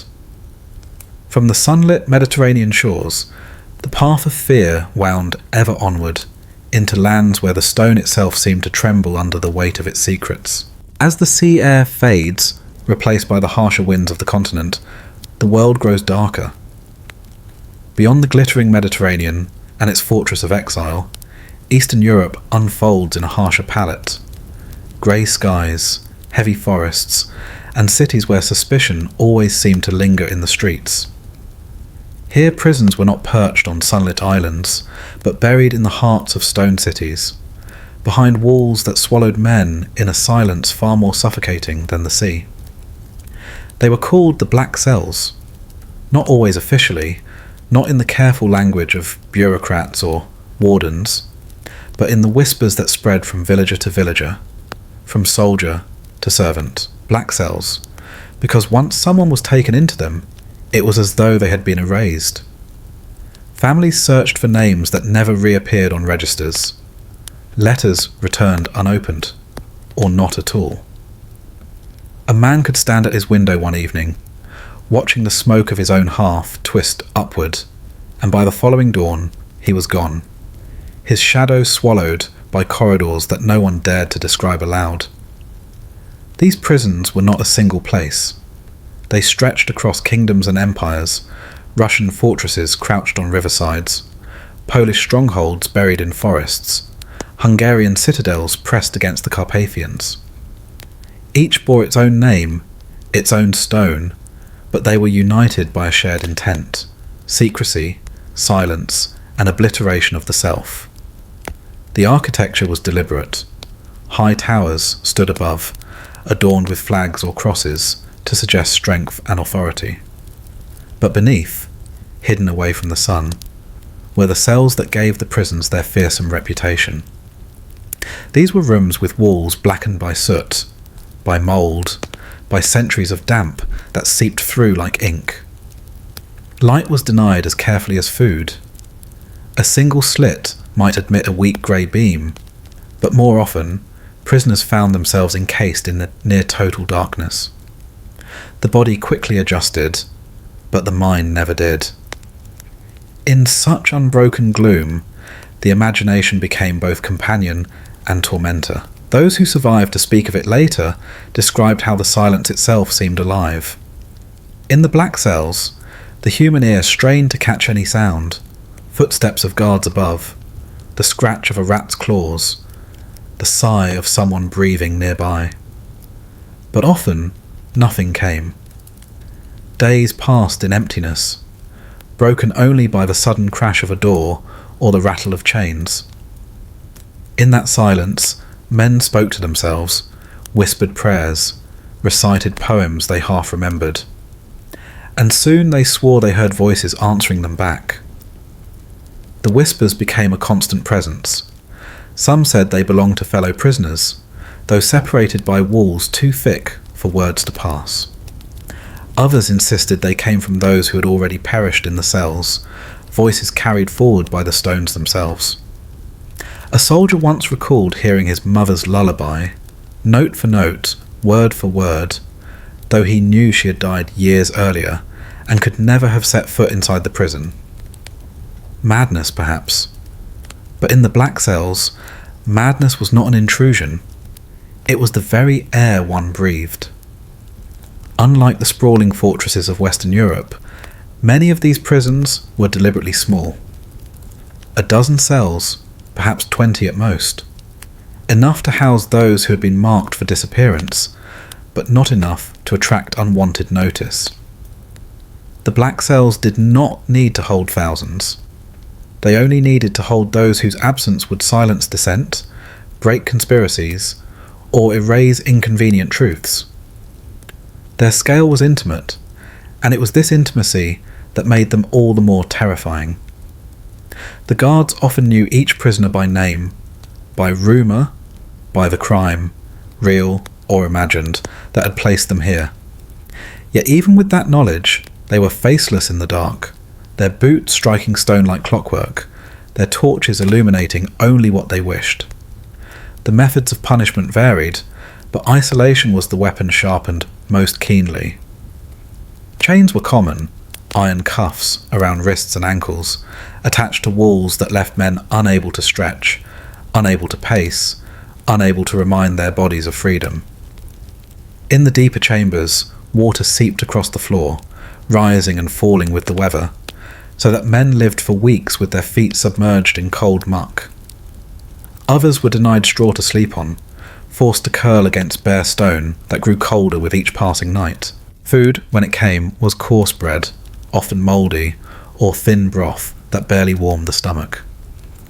Water was rationed, as though thirst were another tool of punishment. Prisoners began to count their rations not by number, but by survival. 3 crusts meant another week of life, perhaps 2. Some of the black cells were carved directly into old castles, their stones dating back to medieval wars. Others had been built in more recent centuries, tailored for secrecy under Tsars, kings or emperors. Yet no matter their origin, they shared the same oppressive character. Stone above, stone below, iron biting into wrists and ankles. Generations passed, rulers changed, but the intent never faltered. Prisons that did not simply punish, but extinguished. There were stories, still told in the villages near these fortresses, of men who re-emerged after decades, bent, pale, their eyes unable to endure sunlight, their voices trembling after so long in silence. They wandered back into the world, but found it unrecognizable. Kingdoms had shifted, wars had been fought, their families gone. In every sense, they were ghosts who had been allowed to walk again, though they had little left to live for. Their existence only deepened the fear. If even survival meant a kind of living death, what hope was there for anyone taken? The most chilling accounts spoke not of torture racks or executions, but of the erosion of the self. A scholar once confined to a black cell reportedly spent years reciting the great works he had memorized, line by line, to keep his mind sharp. When released, he could recall every stanza of Homer, every verse of Virgil, but he could not remember his own name. The prison had hollowed him out, leaving only fragments of what he once was. Perhaps it was this, that deliberate stripping away of humanity, that gave the black cells their peculiar power. Not every prisoner was shackled, not every prisoner starved. Some were simply left alone, forgotten, their only company the dark. Yet the results were always the same. A voice thinned to whispers, a body that bent under the weight of stillness, a soul that dimmed like a candle left too long in the cold. The guards themselves were not immune. Accounts suggest many avoided the lowest levels unless duty forced them. Some claim that when they descended with torches, they heard their own names called softly from the dark, though no prisoner could have known them. Others said the air grew so heavy in those depths that breathing felt like drowning. To stand watch was one thing, to linger was unbearable. Even after these prisons closed, their cells abandoned, the stones continued to exude dread. In certain places, the locals still refused to enter. The buildings may now serve as archives, storage, or even tourist attractions, but beneath the surface, the air is thick with memory. Guides tell of visitors growing suddenly faint, or hearing footsteps behind them in an empty corridor. Some dismiss it as imagination, but for those who know the history, it feels more like a continuation, the walls still whispering, as they always did. What unites these Eastern European dungeons with their counterparts elsewhere is not simply their cruelty, but the way they rendered punishment invisible. Unlike gallows or scaffolds, which displayed power in public, the black cells worked in silence. Their victims did not die before crowds, they faded in the shadows. And in that silence, authority found its most enduring tool, fear that spread further than any chain could reach. Standing before their remains today, one might think they are harmless, Old buildings with crumbling facades, their stones patched by restoration, their gates rusted open. Yet to step inside is to feel the breath of those who once whispered in the dark, those who vanished without trace. The air still seems to carry the sound, faint but persistent, as though reminding the living that silence itself can be the most terrifying prison of all. And from these eastern shadows, the road winds outward again, westward, northward, into other strongholds where iron and stone conspired to cage not only bodies, but entire nation spirits. Each fortress, each cell, an echo of the last, stretching across history like an unbroken chain. The further east one travels, the darker the map becomes. Cities fade into forests, roads into frozen tracks, until the world dissolves into an expanse of white silence. This was Siberia, the Empire's endless hinterland, a place less defined by geography than by its weight upon the imagination. For centuries, it was whispered as a single word that carried both punishment and oblivion. Siberia was not simply a place, it was a sentence. Unlike the fortress prisons of stone and iron, this land itself was the prison. Thousands of miles from the centres of power, it offered no walls, no gates, only distance, frost, and hunger. Once cast into its vastness, a man did not need shackles to be bound. The snow itself was the chain, the howling wind the warden, and the frozen rivers the bars of his cage. The journey into exile began long before a prisoner reached Siberia. Shackled in groups, men and women were marched through villages and towns, their chains clinking a rhythm of despair. They walked for months, sometimes years, across terrain that shifted from muddy plains to mountains, and finally into an unbroken wilderness.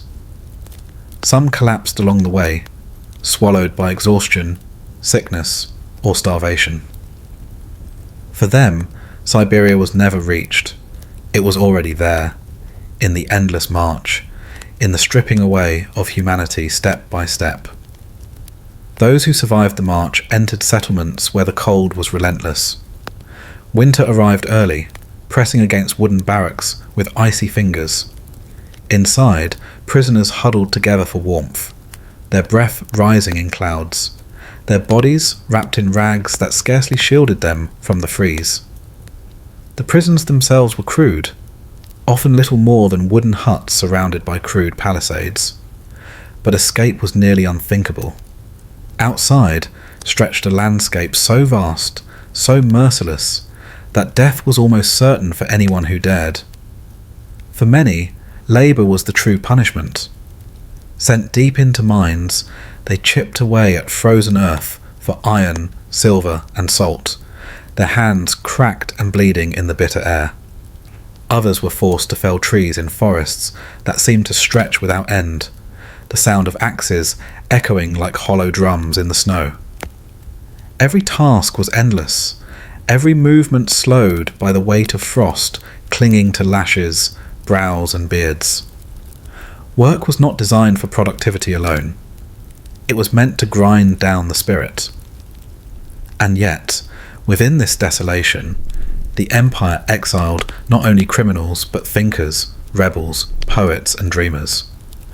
Entire generations of intellectuals found themselves pushed into this frozen oblivion.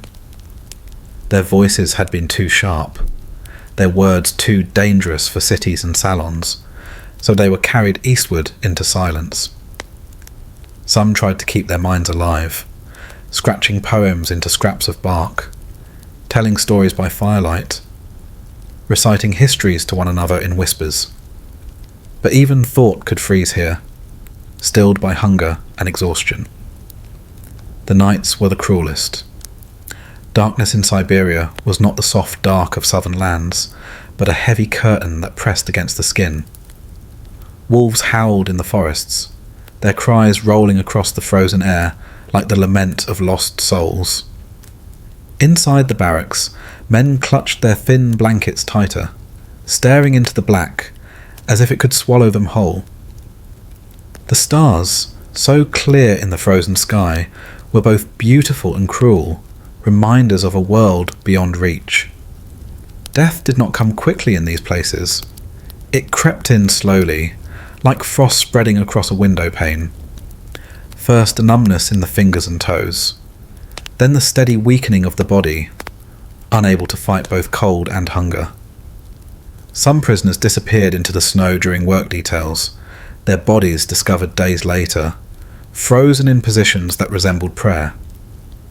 Others simply faded on their bunks, slipping into silence without a struggle. For the survivors, their absence was marked only by an extra scrap of bread divided among those left. But Siberia's terror was not only physical, it was the knowledge of distance, of being cast into a place so far from the world that one might as well have been buried alive. Letters took months, if they arrived at all. Families torn apart, often never reunited. To be sent to Siberia was to become a ghost in life, spoken of in past tense, even while one still breathed. And yet, in this vast prison, resilience flickered stubbornly. Some exiles carved out small gardens during the brief summers, coaxing green life from the frozen ground. Others built crude chapels, raising hymns against the silence of the taiga. Stories persisted, carried on from mouth to mouth, keeping memory alive. The empire may have sought to silence, but memory has a way of resisting even the coldest winds. The cruelty of Siberia lay in its impersonality. Unlike the dungeons of Europe, where torture was deliberate and guards hovered over prisoners, here the land itself was the executioner. It needed no rack, no iron cage. The frost was unrelenting, the hunger tireless. The authorities had only to abandon men here, and nature would do the rest. Legends emerged, tales of desperate escapes. Some prisoners attempted to follow rivers westward, clinging to rafts of logs or trudging on foot through the snow. A few were never seen again. Others returned in rags, half dead, begging to be let back into their barracks. But once in a great while, a story of survival surfaced. An exile who managed, through cunning and impossible endurance, to reach freedom. These rare tales became sparks of hope whispered in the barracks, even though most knew they would never follow. Centuries passed, and Siberia's prisons shifted with them. Under Tsars, they held rebels and dissenters. Under new regimes, they swelled with entire populations, entire villages uprooted and cast into the snow. What had once been a punishment for individuals became an instrument of control for nations. The vastness of the land meant it could consume not dozens, not hundreds, but thousands. The shadows lengthened, covering lives like snowdrifts that buried all trace of movement. Even now, when one speaks of Siberia, the word carries an echo of that dread. It recalls the crunch of boots on frozen ground, the endless march into nothingness, the barracks where breath rose in clouds against the dark. The frozen shadows linger, long after the chains have rusted and the wooden huts have rotted away. The prisons of stone and iron could be torn down, their walls crumbled into ruins. But Siberia was different. It could not be demolished, because it was never truly built. It was not an institution, but a geography of despair. The land itself was both cell and executioner, endless in reach, endless in silence. And from this white void, history does not return us to warmth, but presses further still, toward other fortresses of control, where power hid not in distance alone, but in the very architecture of fear. When the frostbitten expanse of the east fades from sight, another kind of darkness rises in the heart of France. Not the silence of wilderness, but the suffocating weight of crowded walls. Paris, city of brilliance, with its salons, theatres and boulevards, concealed beneath its glittering surface two prisons so foul that their very names curdled the air. Bicêtre and Salpêtrière, institutions where the word prison only grazed the surface of their meaning. They were cages, yes, but also asylums, poorhouses, and dumping grounds for those whom society wished not merely to punish, but to discard. Unlike the solitary fortresses of exile, or the distant castles of silence, these Parisian walls throbbed with human density. Thousands were crammed together, bodies pressed into corridors that reeked of filth, disease, and despair. To step inside was to be struck first not by sight, but by stench, a suffocating miasma of rot, sweat, mildew, and waste that no window could dispel. Even the guards were said to gag at the threshold, and yet, once within, they moved with hardened indifference.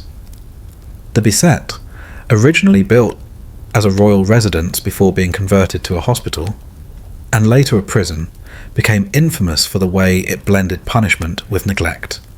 Its gates swung open to swallow thieves, beggars, political prisoners, and the insane alike.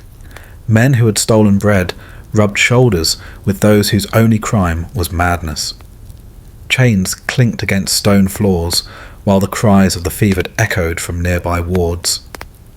Cells were overcrowded, often holding twice or thrice the number they were built for.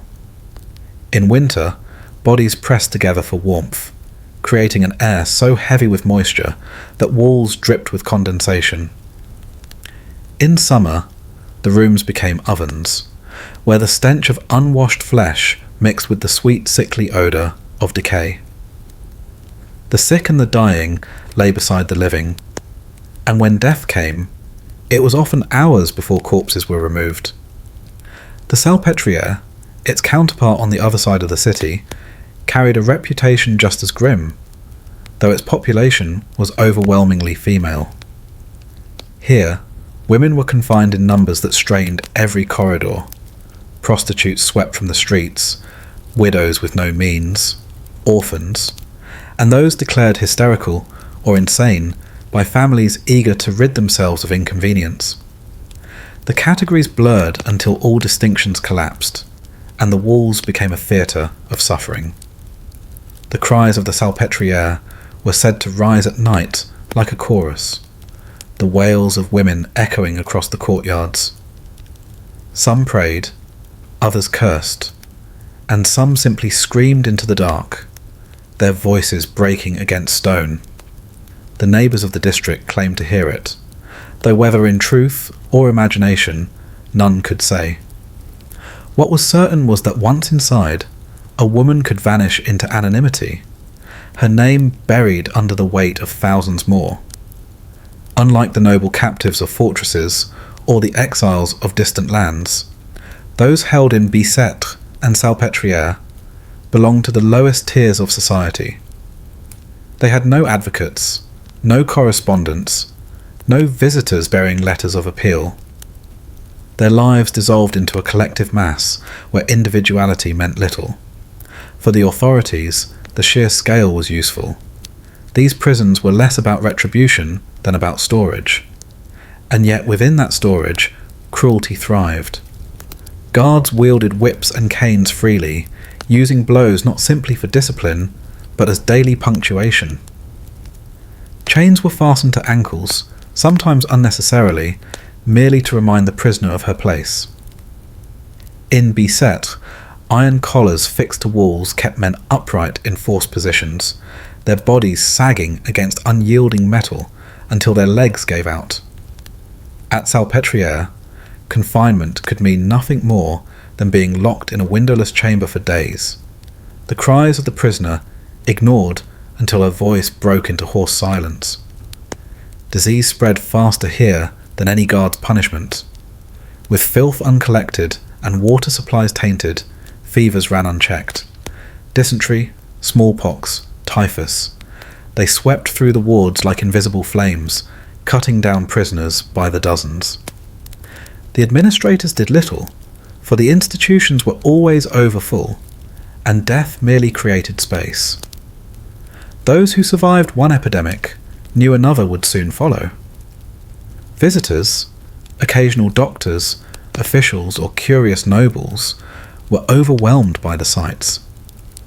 One physician recorded in horror the infinite multitude of wretches he found chained together, their faces hollow, their bodies skeletal, their eyes burning with fever or glazed with madness. Some begged for food, others clutched at his coat with claw-like hands, as if touch itself could grant salvation. He left with the stench still clinging to his garments, unable to wash it away. And yet, for the people of Paris, these prisons were not hidden. Their names circulated freely, their reputation well known. Bicêtre and Salpêtrière served as warnings as much as institutions, reminders of what awaited those who strayed too far from law, from propriety, or from fortune's favour. They were theatres of misery in full view, their presence looming over the city like a shadow cast across its splendour. What made them terrifying was not simply the cruelty of guards or the negligence of officials, but the collapse of distinctions. Inside these walls, madness was treated as crime, poverty as guilt, femininity as deviance. A beggar who had stolen bread was no different from a woman declared hysterical, a widow without support, or a criminal sentenced for theft. They all rotted together in the same air, bound by chains of poverty and despair as much as by iron. The sounds within were constant. Unlike the silence of dungeons or the lonely echo of exile, here noise never ceased. The clank of chains, the cough of the sick, the mutterings of the insane, the shrieks of those beaten, the endless shuffle of footsteps across straw-covered floors. At night, this chorus merged into a single low drone, punctuated by sudden cries, as if the building itself were alive and moaning in pain. And yet, amid the misery, fragments of humanity persisted.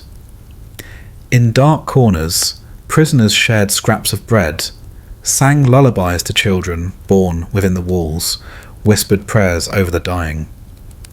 These moments did not undo the cruelty, but they were sparks in the darkness, brief reminders that even in the foulest cages, the human spirit clung stubbornly to itself. But the Bicêtre and Salpêtrière were also experiments. Here, authorities studied madness, poverty and crime, though their methods were crude and their conclusions shaped more by prejudice than by science. Physicians treated women with cold baths, whippings, or forced silence, believing these would cure hysteria. Men were bled, purged, or locked into chains as though restraint itself were a medical tool. These were prisons, but they disguised themselves under the language of reform and medicine. The terror then lay not only in the suffering, but in its justification. To punish the poor was cruel enough, but to claim it was done in the name of healing transformed cruelty into policy. Those who cried out were silenced, not only by chains, but by words written in ledgers, neat handwriting declaring their confinement necessary, rational, even merciful. Today the stones of these institutions still stand, repurposed or absorbed into the expanding city. But those who walk their courtyards claim the air holds a trace of that past. In Bicêtre, the faint clatter of chains seems to linger when the wind shifts through the gates. At Salpêtrière, the echo of weeping has been reported by those who pass its long corridors alone. Whether real or imagined, the memory remains woven into the walls. Paris was a city of lights, but in these prisons, shadows reigned. Bicêtre and Salpêtrière did not stand apart from the life of the city. They were part of its very fabric, reminders that beneath brilliance lies rot, beneath laughter lies despair. They were the stench that Paris could not wash away, the hidden rot beneath its glittering skin. And beyond France, across the continent, other cities harboured their own cages of misery, fortresses where human life was ground down not only by cruelty, but by neglect, where walls pressed so tightly that the very air seemed poisoned. The story did not end in Paris. It spread outward, like the stench of rot carried on a shifting wind. From the heart of Paris, where suffocating walls pressed against flesh and breath alike, the gaze drifts outward, across the ocean, where stone and filth give way to salt and heat. The waters of the Atlantic stretch wide and endless, and at their far edge, on the shoulder of South America, lies an island whose name carried dread across Europe for generations. Devil's Island. To speak, it was to conjure visions of exile, of fever, of men slowly dissolving into shadows beneath a burning sun. This was not a prison of towering fortresses or medieval dungeons carved into stone. Its cruelty came from the land itself. Dense jungle, tangled roots, venomous creatures, and the suffocating blanket of humidity, all combined to transform the island into a trap from which few ever returned. The French government, eager to rid itself of those it deemed dangerous, poured bodies into this patch of land, each convict swallowed by the foliage, the heat, the isolation. The journey alone broke spirits. Shackled prisoners were loaded onto ships, their chains clinking against damp wood as the Atlantic waves rose around them. They sailed for weeks, their eyes searching the horizon with dread, until the island appeared, a dark mass against the glittering sea. There were no triumphant gates, no stone walls announcing their arrival, only an unforgiving shore, waves crashing against jagged rock, and behind it, a suffocating green that seemed to close in from every direction. The heat struck immediately. Prisoners stepped off ships into air so thick with moisture it clung to the skin like oil. Sweat poured from bodies unaccustomed to such climates, soaking clothes, blurring vision. Insects descended in swarms, stinging, biting, feeding on exposed flesh. And as men stumbled inland, the realization grew. There was no need for iron bars here. The island itself was the prison. The French penal colony in Guyana was a network of hells, but Devil's Island became its most infamous heart. Men were scattered across camps hacked from the jungle, where crude huts offered little shelter from storms or heat. Their labour carved at the earth, digging, hauling, clearing trees that grew back almost as quickly as they were cut. Each swing of a pickaxe was met not with progress, but with futility, the jungle reclaiming what had been taken, the air thick with the sweet sour smell of rot. Food was scarce and foul. Rations of worm-riddled bread and salted meat spoiled in the heat before they could be consumed. Water, drawn from streams alive with parasites, carried disease into the body. Dysentery, malaria, and yellow fever swept through the camps, thinning prisoners faster than guards ever could. The doctors, themselves weary and overwhelmed, offered little but quinine and resignation. And yet, the cruelest torment was not labour, nor hunger, nor even disease. It was time, the endless rolling tide of days, indistinguishable from one another, marked only by the rising and setting of a merciless sun. Sentences stretched across decades, and for many they were not sentences at all, but life orders, exiles without return. The island was not just a prison, it was a graveyard built in advance. Men arrived with strength in their shoulders, fire in their eyes, only to wither under the island's embrace. Skin grew leathery and pale beneath rags of clothing. Eyes dulled, hair fell in clumps, bodies wasted into bone. The jungle seemed to feed on them, sucking life as it did the fallen trees. Some lost themselves to madness, speaking to shadows or vanishing into the foliage, never to be seen again. Others simply lay down and did not rise, surrendering to exhaustion as if the earth itself pulled them downward. Escape shimmered in the imagination like a mirage, but the sea swallowed almost all who dared.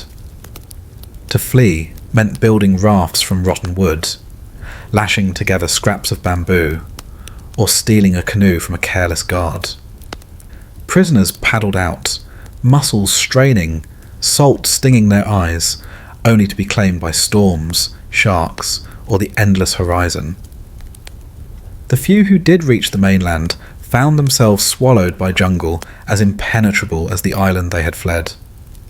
For most, escape was not a plan, but a dream, one whispered in hushed tones at night, never fully believed. Among the thousands sent to Devil's Island, stories surfaced of infamous figures who had once walked its shores.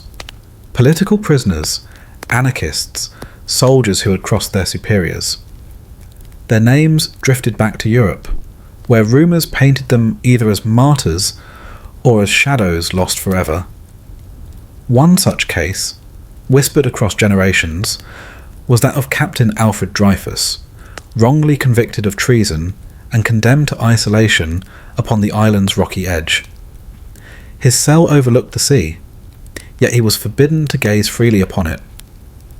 Guards patrolled constantly, ensuring his solitude was absolute. For years, the sound of waves became both his companion and his tormentor, until at last his innocence was proven and he was released, a rare reversal in a place designed for no returns. But for the countless nameless convicts, no vindication came. Their bones sank into the soil, unmarked graves swallowed by creeping vines. The jungle kept no record. The sea remembered no names. Only the stories of cruelty drifted back, like smoke carried on the wind, staining the conscience of those who had sent them there. What made Devil's Island so terrifying was its merging of natural cruelty with human indifference. Unlike the cold stones of castles or the chains of dungeons, here the elements themselves were enlisted as jailers. The sun burned as whip, the jungle smothered as chain, the sea closed as iron gate. Guards needed only to watch and wait, for the island itself would break men without their interference. At night, the prison did not sleep. The jungle sang with cries of unseen creatures, the buzz of insects, the hiss of snakes sliding through the underbrush. Men lay awake in hammocks or on damp ground, listening to the rustle of leaves just beyond the firelight, wondering if the sound was animal, storm, or perhaps another desperate convict slipping into the dark. The night stretched long, suffused with fear, and dawn brought no relief, only the same unending repetition. To survive was not simply to endure hunger or disease, but to keep the mind from surrendering. Prisoners carved marks into wood, counted the days, recited poems or prayers remembered from childhood. Some wrote letters that would never be sent, pressing words onto scraps of paper or leaves. Others sketched maps of escape routes, though they knew the ocean beyond was no more forgiving than the jungle behind. These fragile acts of memory were lifelines, threads that tied them to the world beyond the horizon. The guards themselves were prisoners of a kind.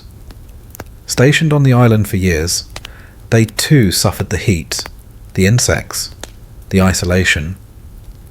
Many drank heavily to dull the monotony, their cruelty sharpened by desperation.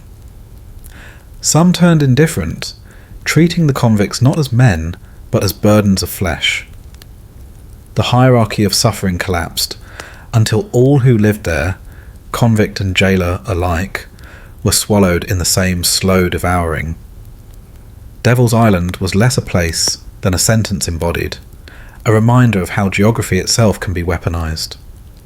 It had no towering gallows, no wheel or rack, no cages suspended from castle walls. Its terror was more subtle, more absolute. It drained men not in moments of spectacle, but in years of attrition, until identity, strength, and will dissolved into silence. And when men died, as they so often did, there were no mourners. Their bodies were dragged into shallow pits, covered with earth that the rains quickly eroded. Within days, nothing remained but scraps of cloth, a bone here or there, soon hidden by vines. The island did not remember, and the sea carried no echoes. Yet the name endured. Devil's Island became a phrase whispered in fear across Europe, a spectre of exile that haunted imaginations. To be sentenced, there was to vanish into living death, to become part of a place where suffering was endless and return was nearly impossible. Even now, long after its closure, the island holds its silence. Tourists who step upon its rocky shores claim to feel the weight of its past in the air itself. The ruins of huts crumble beneath vines, rusting chains lie half buried in soil, and the sea still crashes against the rocks, as it did for centuries. But the wind carries something else too, a faint echo, not of words, but of absence, of lives swallowed whole. The prisons of stone and chain left their scars in architecture and memory. But here, the prison was an island itself, a landscape transformed into punishment. Devil's Island did not need walls. It was its own enclosure, its own executioner, its own grave. And beyond its horizon, the world continued, cities thrived and history marched forward. But on that patch of earth, time seemed to halt, leaving only the slow erosion of men, consumed until nothing remained but silence. Across the ocean, where old Europe's castles and islands gave way to a land still carving its identity, another kind of prison rose. It did not rely on dungeons carved into rock, nor the relentless jungle of exile. Instead, it was built from the ground up with purpose, a new philosophy of punishment that promised reform but delivered torment haint of another kind. Its name was Eastern State Penitentiary, and within its walls, silence itself became a weapon. The building stood on the outskirts of Philadelphia like a fortress fallen from another world. Tall walls stretched outward in jagged lines, crenellated like the battlements of medieval strongholds. From the outside, it looked less like a prison than a castle, a monument designed to awe and terrify. Towers rose above the walls, their shadows casting long lines across the ground. Passers-by could not see what lay inside, but they could feel it, the heavy presence of a place meant to hold human despair. When it opened in 1829, it was hailed as a marvel, not merely of architecture, but of philosophy. This was to be the penitentiary, a place not for punishment alone, but for penitence. Reformers believed that through solitude, reflection, and silence, criminals could confront their sins, repent, and emerge transformed. Each man would be isolated, denied the corrupting influence of others, left alone with his conscience and with God. It was, on paper, an experiment in redemption. But ideals, once pressed into brick and stone, often twist into cruelty. The men who entered Eastern State found not reflection, but an isolation so total it gnawed at the mind. Each prisoner was confined to a single cell, a small space with high, arched ceilings and a single skylight, a narrow slit through which daylight poured like judgment from above. This Eye of God, as it was called, was meant to remind the inmate that he was watched always, even in solitude. The cell contained a narrow bed, a Bible, and little else. Meals were passed through a small slot in the door, voices hushed, faces unseen. Silence was absolute. Prisoners were forbidden to speak, not only to each other, but to guards as well. When they left their cells for rare moments, escorted to a small walled yard or the chapel, they wore hoods over their heads, black fabric that erased identity and ensured no one could recognize another. Men became shadows, faceless, voiceless, stripped of all human connection. In such silence, thoughts grew louder, echoing against the mind's walls. Guilt, memory, regret, and fear became companions that never left. The architecture itself deepened the sense of entrapment. Eastern State was designed in a radial pattern, with a central hub from which 7 long cell blocks extended outward like the spokes of a wheel.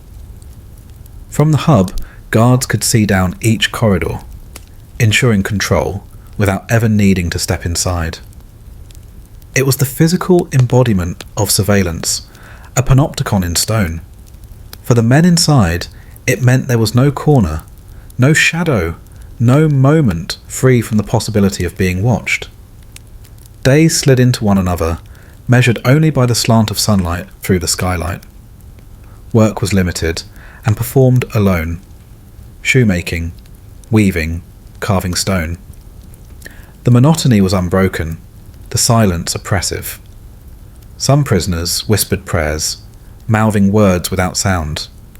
Others scratched marks into walls, desperate to record the passage of days. But time inside Eastern State stretched, elongated, until it became less a measure of life than a weight pressing down upon it. Madness was common. Men who entered with clear eyes soon found themselves haunted by hallucinations, shadows moving in the corners, voices rising from silence. Some tore at their clothes. Others rocked endlessly in their cells. A few clawed at the stone walls until their fingers bled, carving symbols or desperate messages that no one would ever read. The penitentiary did not reform so much as unravel, reducing men to fragments of who they had been. Punishment, too, was not absent. For those who resisted silence or solitude, there were cruelties hidden within the system. The iron gag, a device clamped around the tongue and chained to the wrists, was tightened until blood seeped from the mouth. The water bath left prisoners doused in freezing water and then chained outdoors in winter air, ice forming on their skin. Dark cells awaited the disobedient, windowless and airless, where men sat in suffocating blackness, days stretching into endless night. To the outside world, Eastern State was hailed as a model. Visitors from Europe came to tour its corridors, marvelling at the order, the cleanliness, the apparent dignity of its method. They walked through the radial hallways, peering into cells, nodding at the humanity of solitude. But they did not stay long enough to feel the silence seep into the bones. They did not hear the cries muffled by thick stone walls, nor see the trembling hands of men broken not by lash or chain, but by the absence of touch, of voice, of recognition. Inmates came from all walks of life: thieves, debtors, murderers, the desperate poor caught in survival's snare. Some were condemned for years, others for life. Each was given a number, their names erased, their identities dissolved into stone and silence. The penitentiary was a machine designed to strip away individuality, to grind men into penitents or ghosts. The system's cruelty lay not in violence, but in its slow erosion. Unlike the sudden strike of whip or the roar of fire, this punishment seeped inwards. It denied men the very things that defined their humanity: speech, company, the shared glance of recognition. In that denial, it hoped to force reflection, but more often it bred despair. Some prisoners resisted by clinging fiercely to memory. They whispered their names to themselves each night, recited stories from childhood, hummed songs without sound. A few, against the rules, managed to scratch messages into hidden corners, leaving fragments of themselves for future inmates to find. Others, however, surrendered. They lay silent, not from discipline, but from emptiness, their eyes dull, their bodies wasting into stillness. Eastern State stood for over a century, its walls absorbing generations of despair. Over time, the system of solitary confinement gave way to overcrowding, cells crammed with multiple men, silence fractured by noise. But the structure remained. its wheel-shaped design still radiating control, its walls still heavy with the residue of suffering. By the mid-20th century, the prison had become obsolete, a relic of an idea that had failed in practice. In 1971, its doors closed, leaving behind empty halls, rusted bars, and silence once more. Yet even in abandonment, the weight of its past lingers. Visitors who step inside today find corridors lined with peeling paint, shafts of light falling across rusted cell doors. The silence remains, heavy and palpable, broken only by the shuffle of footsteps on cracked stone. Some claim to feel eyes upon them, as if the walls themselves still watch. Others speak of whispers in the dark, of figures glimpsed at the edges of vision. The penitentiary, even in ruin, holds its grip on the imagination. What makes Eastern State terrifying is not its brutality in the conventional sense, but its transformation of an idea into punishment. It was not cruelty born of chaos, but cruelty born of philosophy, an experiment in shaping the human soul that became an instrument of slow destruction. It stands as a reminder that even good intentions, when forged into stone, can become prisons more merciless than chains. The walls of castles and dungeons across history carried the weight of power and fear. But here, in the young nation of America, fear was built not from tradition, but from design. The penitentiary was not an accident of history, but a deliberate invention. A vision of reform that revealed how fragile the human mind becomes when stripped of connection. And so, long after its cells fell silent, Eastern State continues to whisper. Its corridors echo with the footsteps of those who will never leave. Its skylights pour down beams of judgment onto empty floors. The experiment has ended, but its shadows remain, stretching outward across time, reminding us that walls do not need chains to bind, nor guards to watch. Sometimes, silence itself is the harshest prison of all. Beyond the brick and silence of Philadelphia's fortress, across mountains and plains, the restless tide of history carried punishment westward until it rose again from the waters of San Francisco Bay. There, like a jagged tooth protruding from the ocean, stood Alcatraz. The island was small, only a few rocky acres battered by waves and fog, yet its reputation stretched across the world. For decades it was spoken of as inescapable, the last stop for men too dangerous to be trusted anywhere else. Alcatraz was not merely a prison, it was a legend carved in stone and water. The first sight of the island broke hope. From the city's edge, prisoners being ferried across the bay would see its outline growing larger through mist. A fortress rising from black rock, its walls pale against the endless blue-grey water. Around it churned the bay itself, a restless moat of currents and tides, cold enough to numb limbs within minutes. Even before they set foot on the island, escape seemed impossible. The walls of Alcatraz were heavy, but the water was heavier still. That was the genius of its design.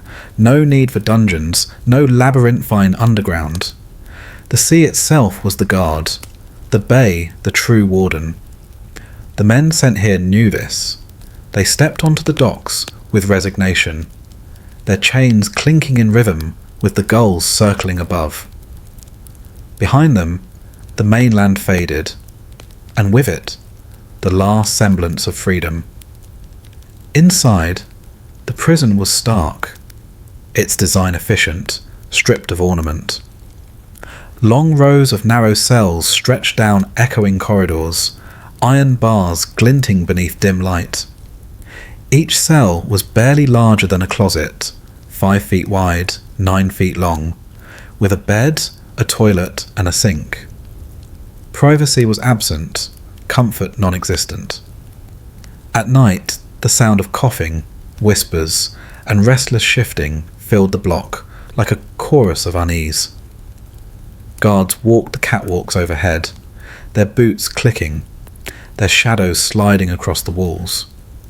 Routine ruled life on Alcatraz. Days began with clanging doors and ended with silence broken only by the crash of waves outside. Meals were eaten quickly in the mess hall, the clatter of utensils echoing as men kept their eyes low. Work filled the hours: laundry, mending uniforms, tending the island's maintenance. Yet even labour was a kind of monotony, a cycle repeated until days blurred together, time measured not by calendars, but by the endless repetition of the same. For all its order, Alcatraz was not free of violence. The men who arrived here were often the most hardened criminals of their time: bank robbers, gang leaders, escape artists, men who had defied lesser prisons. Names like Al Capone and George Machine Gun Kelly became part of the island's shadow, their presence whispered by guards and prisoners alike. But in truth, most were not infamous figures. They were men who had broken too many rules, who had tried to flee too many times, who had proven themselves unmanageable elsewhere. Alcatraz was where the system sent those it wanted to vanish. The silence of isolation cells was among the prison's deepest torments. Buried beneath the main block was a row known as the Hole. Here, men were locked in darkness for days, sometimes weeks, denied even the routine of the outside. The cold stone floor became their bed, the black air their only companion. Some tapped patterns into the walls, desperate to feel a connection. Others screamed until their voices failed, their cries swallowed by stone. The hole was not designed to punish the body, but to erode the mind, and many who entered it emerged broken, their eyes dulled, their voices hushed. Yet the prison's true terror was not inside its walls, but outside them. The bay loomed always, visible through narrow windows, audible in the constant crash of waves. Prisoners could hear foghorns from the city beyond, could sometimes catch faint laughter carried by the wind from the shore. Freedom lay only a mile away, close enough to taste, yet separated by waters that froze hope. This proximity gnawed at men, a torment sharper than iron. In other prisons, the outside world seemed distant, forgotten. On Alcatraz, it was visible, taunting. Some tried nonetheless. Stories of escape attempts became part of the island's mythology. Men cut through bars, fashioned rafts from stolen raincoats, slipped into the dark water. Most were found, shot, drowned, or dragged back half dead. The current pulled relentlessly. The cold seized lungs, and the waves dragged bodies beneath. Yet legends persisted. None greater than the tale of Frank Morris and the Anglin brothers, who in 1962 tunnelled through cell walls, crafted dummy heads to fool guards, and vanished into the night. Their bodies were never found, and the sea kept its secret. For decades, the question lingered: did they drown in the bay, or did they reach the shore and vanish into freedom? The uncertainty was enough to make the island's legend darker still. For those who did not attempt escape, survival was its own quiet rebellion. Prisoners carved patterns into soap bars, scratched initials into walls, or folded scraps of contraband into secret keepsakes. Some formed fragile friendships, exchanging whispered words in the yard when guards looked away. Others turned inward, holding on to memories of family, of faces long unseen, of places they would never return to. Each act of memory was resistance, each fragment of identity a refusal to be erased by stone and tide. Guards lived on the island too, their families housed in neat quarters beyond the cell blocks. Children played within sight of the walls, their laughter drifting across the same yards where prisoners walked in silence. This strange coexistence gave Alcatraz a disquieting duality, home and prison side by side, innocence and confinement separated only by fences. The contrast made the island's weight even heavier, for the convicts could hear echoes of life they were denied. As the years wore on, Alcatraz grew weary. Its walls weathered under salt and fog, its upkeep costly. By the 1960s, the prison was seen as outdated, its philosophy of isolation less reform than decay. In 1963, the island's gates closed, the last prisoners ferried away, leaving behind empty corridors and cells rusting in the sea air. The legend, however, did not fade. Alcatraz remained in the imagination, its name synonymous with inescapable punishment. Today, visitors walk its halls, tracing footsteps through peeling paint and iron bars. They hear recorded echoes of doors slamming, voices recounting daily life. Yet what lingers most is the atmosphere. The weight of silence still heavy in the corridors, the sense of being cut off even as the city gleams so close beyond the water. The cries of Alcatraz remain not in the sound of voices, but in the tension between closeness and distance, hope and despair. What makes this prison so haunting is not only its brutality, nor even its isolation, but the cruel geography that defined it. Alcatraz was a paradox, freedom visible yet unreachable, life audible yet untouchable. Its prisoners were not buried in dungeons nor lost in jungles. They were placed within sight of the world they longed for, and denied it by a mile of merciless sea. The punishment was not just confinement, but proximity, an agony of seeing what could never be had. In the end, Alcatraz was not only a fortress of stone, it was a stage where hope itself became the executioner, dangling freedom always within reach, but never in hand. The cries that echo still across the bay are not only those of men calling out in rage or fear, but of silence itself, stretched taut between land and water, between the possible and the impossible.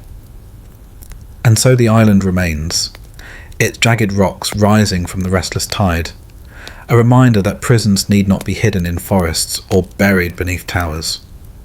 Sometimes the harshest confinement stands in plain sight, where the world can watch, and where the sea itself becomes the bars. The sea air that lingered around Alcatraz does not last forever. It fades, as all places of confinement eventually do, and what is left behind is not always an island still standing proud in the tide, but ruins half swallowed by earth, stone, and time. Some prisons live on as monuments, preserved for visitors to walk through and shudder at. Others, however, sink quietly into the ground, their names erased, their walls crumbling, their stories told only in fragments. These are the forgotten cages, the ones the world tried to bury. Not all of them were fortresses of fame. Many were little more than improvised cages, hastily built, their wood rotting in swamps, their stones loosening in hillsides, their iron rusting in silence.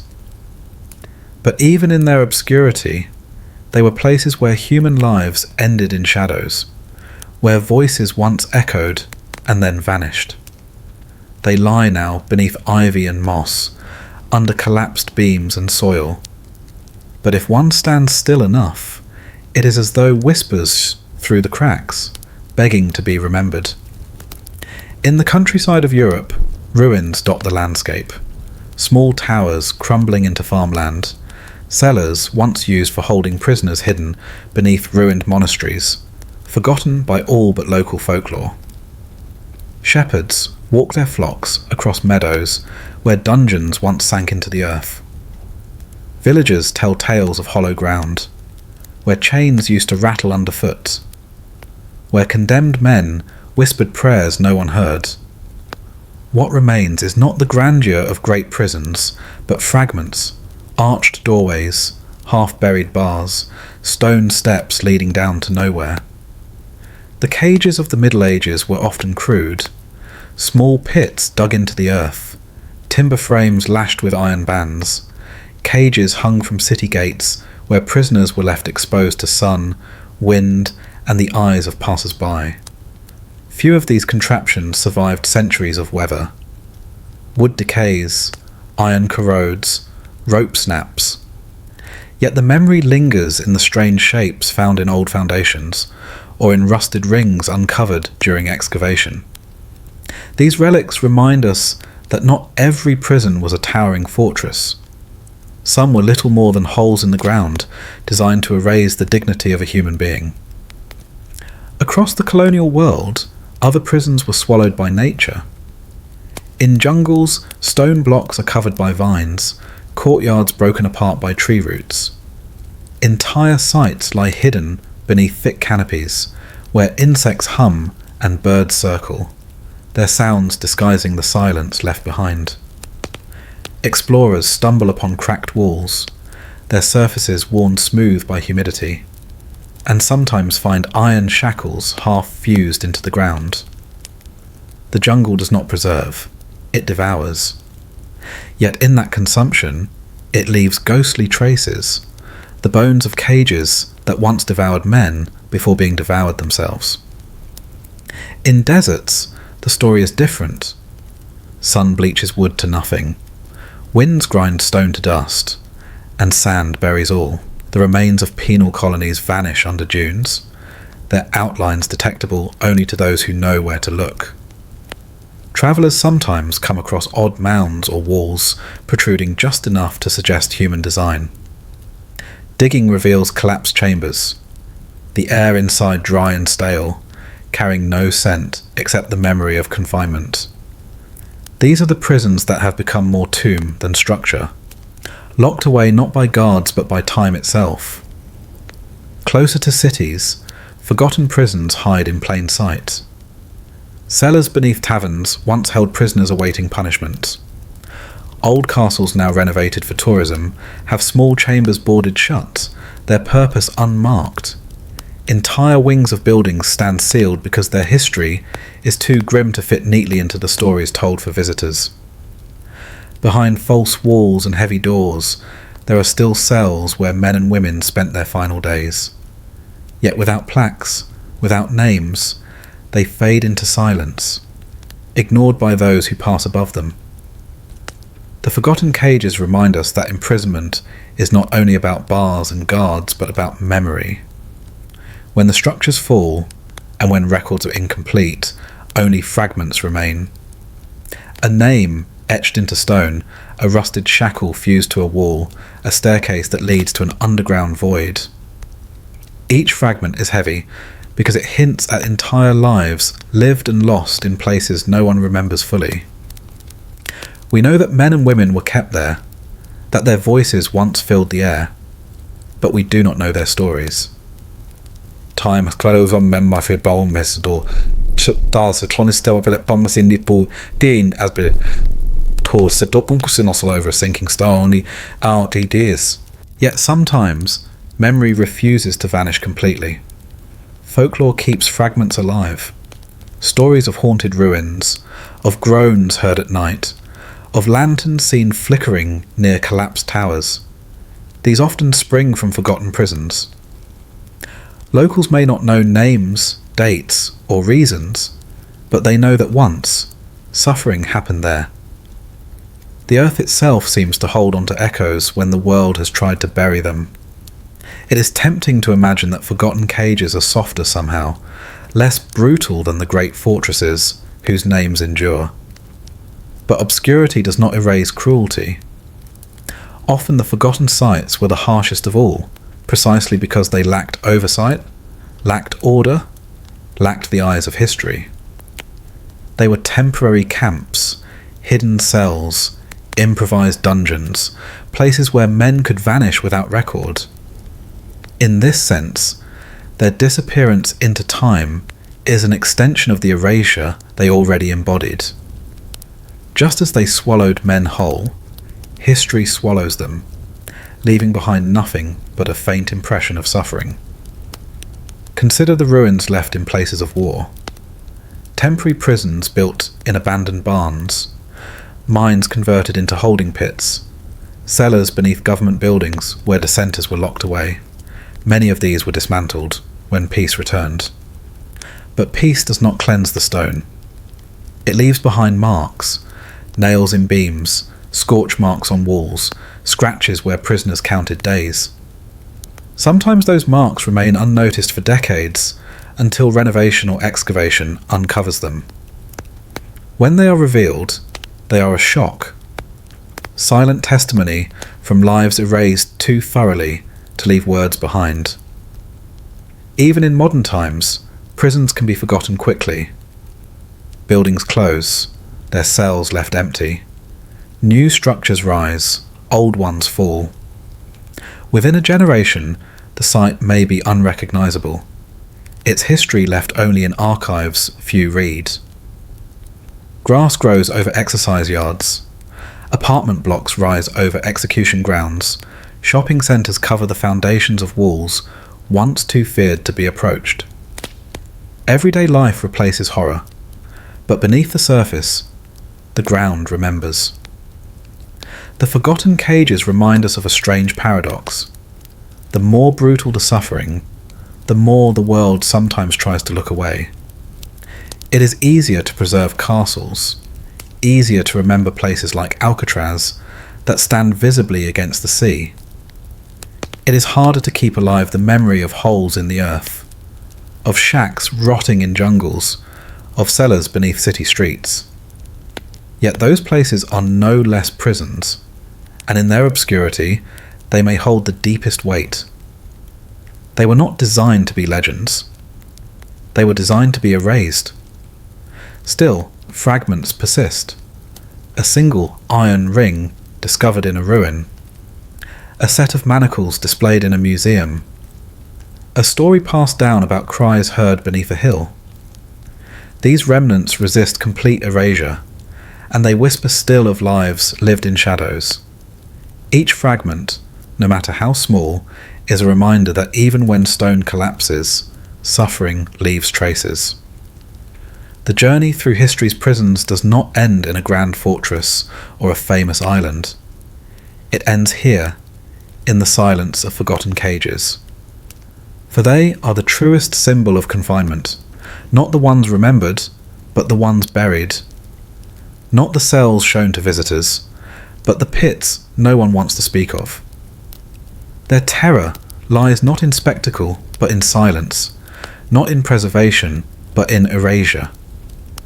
When night falls and the world is quiet, one might imagine standing among these ruins, hearing wind move through collapsed stone, feeling the weight of absence pressing down. In that absence lies the truth. Prisons are never only walls and bars. They are places where time itself tries to smother memory, where silence becomes the harshest punishment of all. And so the story rests among the forgotten cages, where history closes its doors, and where the echoes of suffering remain faint but unyielding, waiting for those willing to listen. The journey we've taken tonight has not been about battles or kings, not about victories carved into monuments. Instead, it has been about silence, the silence of stone, of iron, of walls that once pressed close around the forgotten. We've wandered through dungeons carved beneath castles, chambers that swallowed voices in Rome, icy barracks in Siberia, the cries of Alcatraz carried over dark waters, and cages that time itself tried to hide. Every prison told its story without words. The stones whispered of fear. The chains spoke of surrender.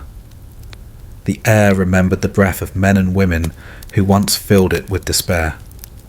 And perhaps what makes these places so terrifying is not just what they held, but how they linger. They remain, waiting, as if the past is never fully gone, only resting just beneath the surface. So tonight, I wonder, what stayed with you most? Was it the eternal cold of Siberia's exile, where survival was measured in firewood and scraps of bread? Was it the stench of Paris's overcrowded halls, where the cries of the desperate rose like smoke? Or perhaps Devil's Island, where the sea itself became a prison wall? Each of these places was designed to erase, and yet, here we are, remembering them together. They are not forgotten. They live in our telling, in the echoes we carry forward, in the way we pause for a moment to imagine what it must have felt like to sit in that silence, listening for footsteps that never came. If these stories have kept you company tonight, let them drift with you into rest. History is full of noise, but it is also full of quiet places like these, where time slows down and shadows linger. And if you'd like to keep wandering through them with me, gently, night after night, I invite you to subscribe. That way, these forgotten corners of the past can always find their way back to you. Thank you for listening, for travelling into the silence of these walls. May your night ahead be softer, calmer, and free of the echoes that once haunted those who had no escape. Sleep well, and I'll see you in the next story.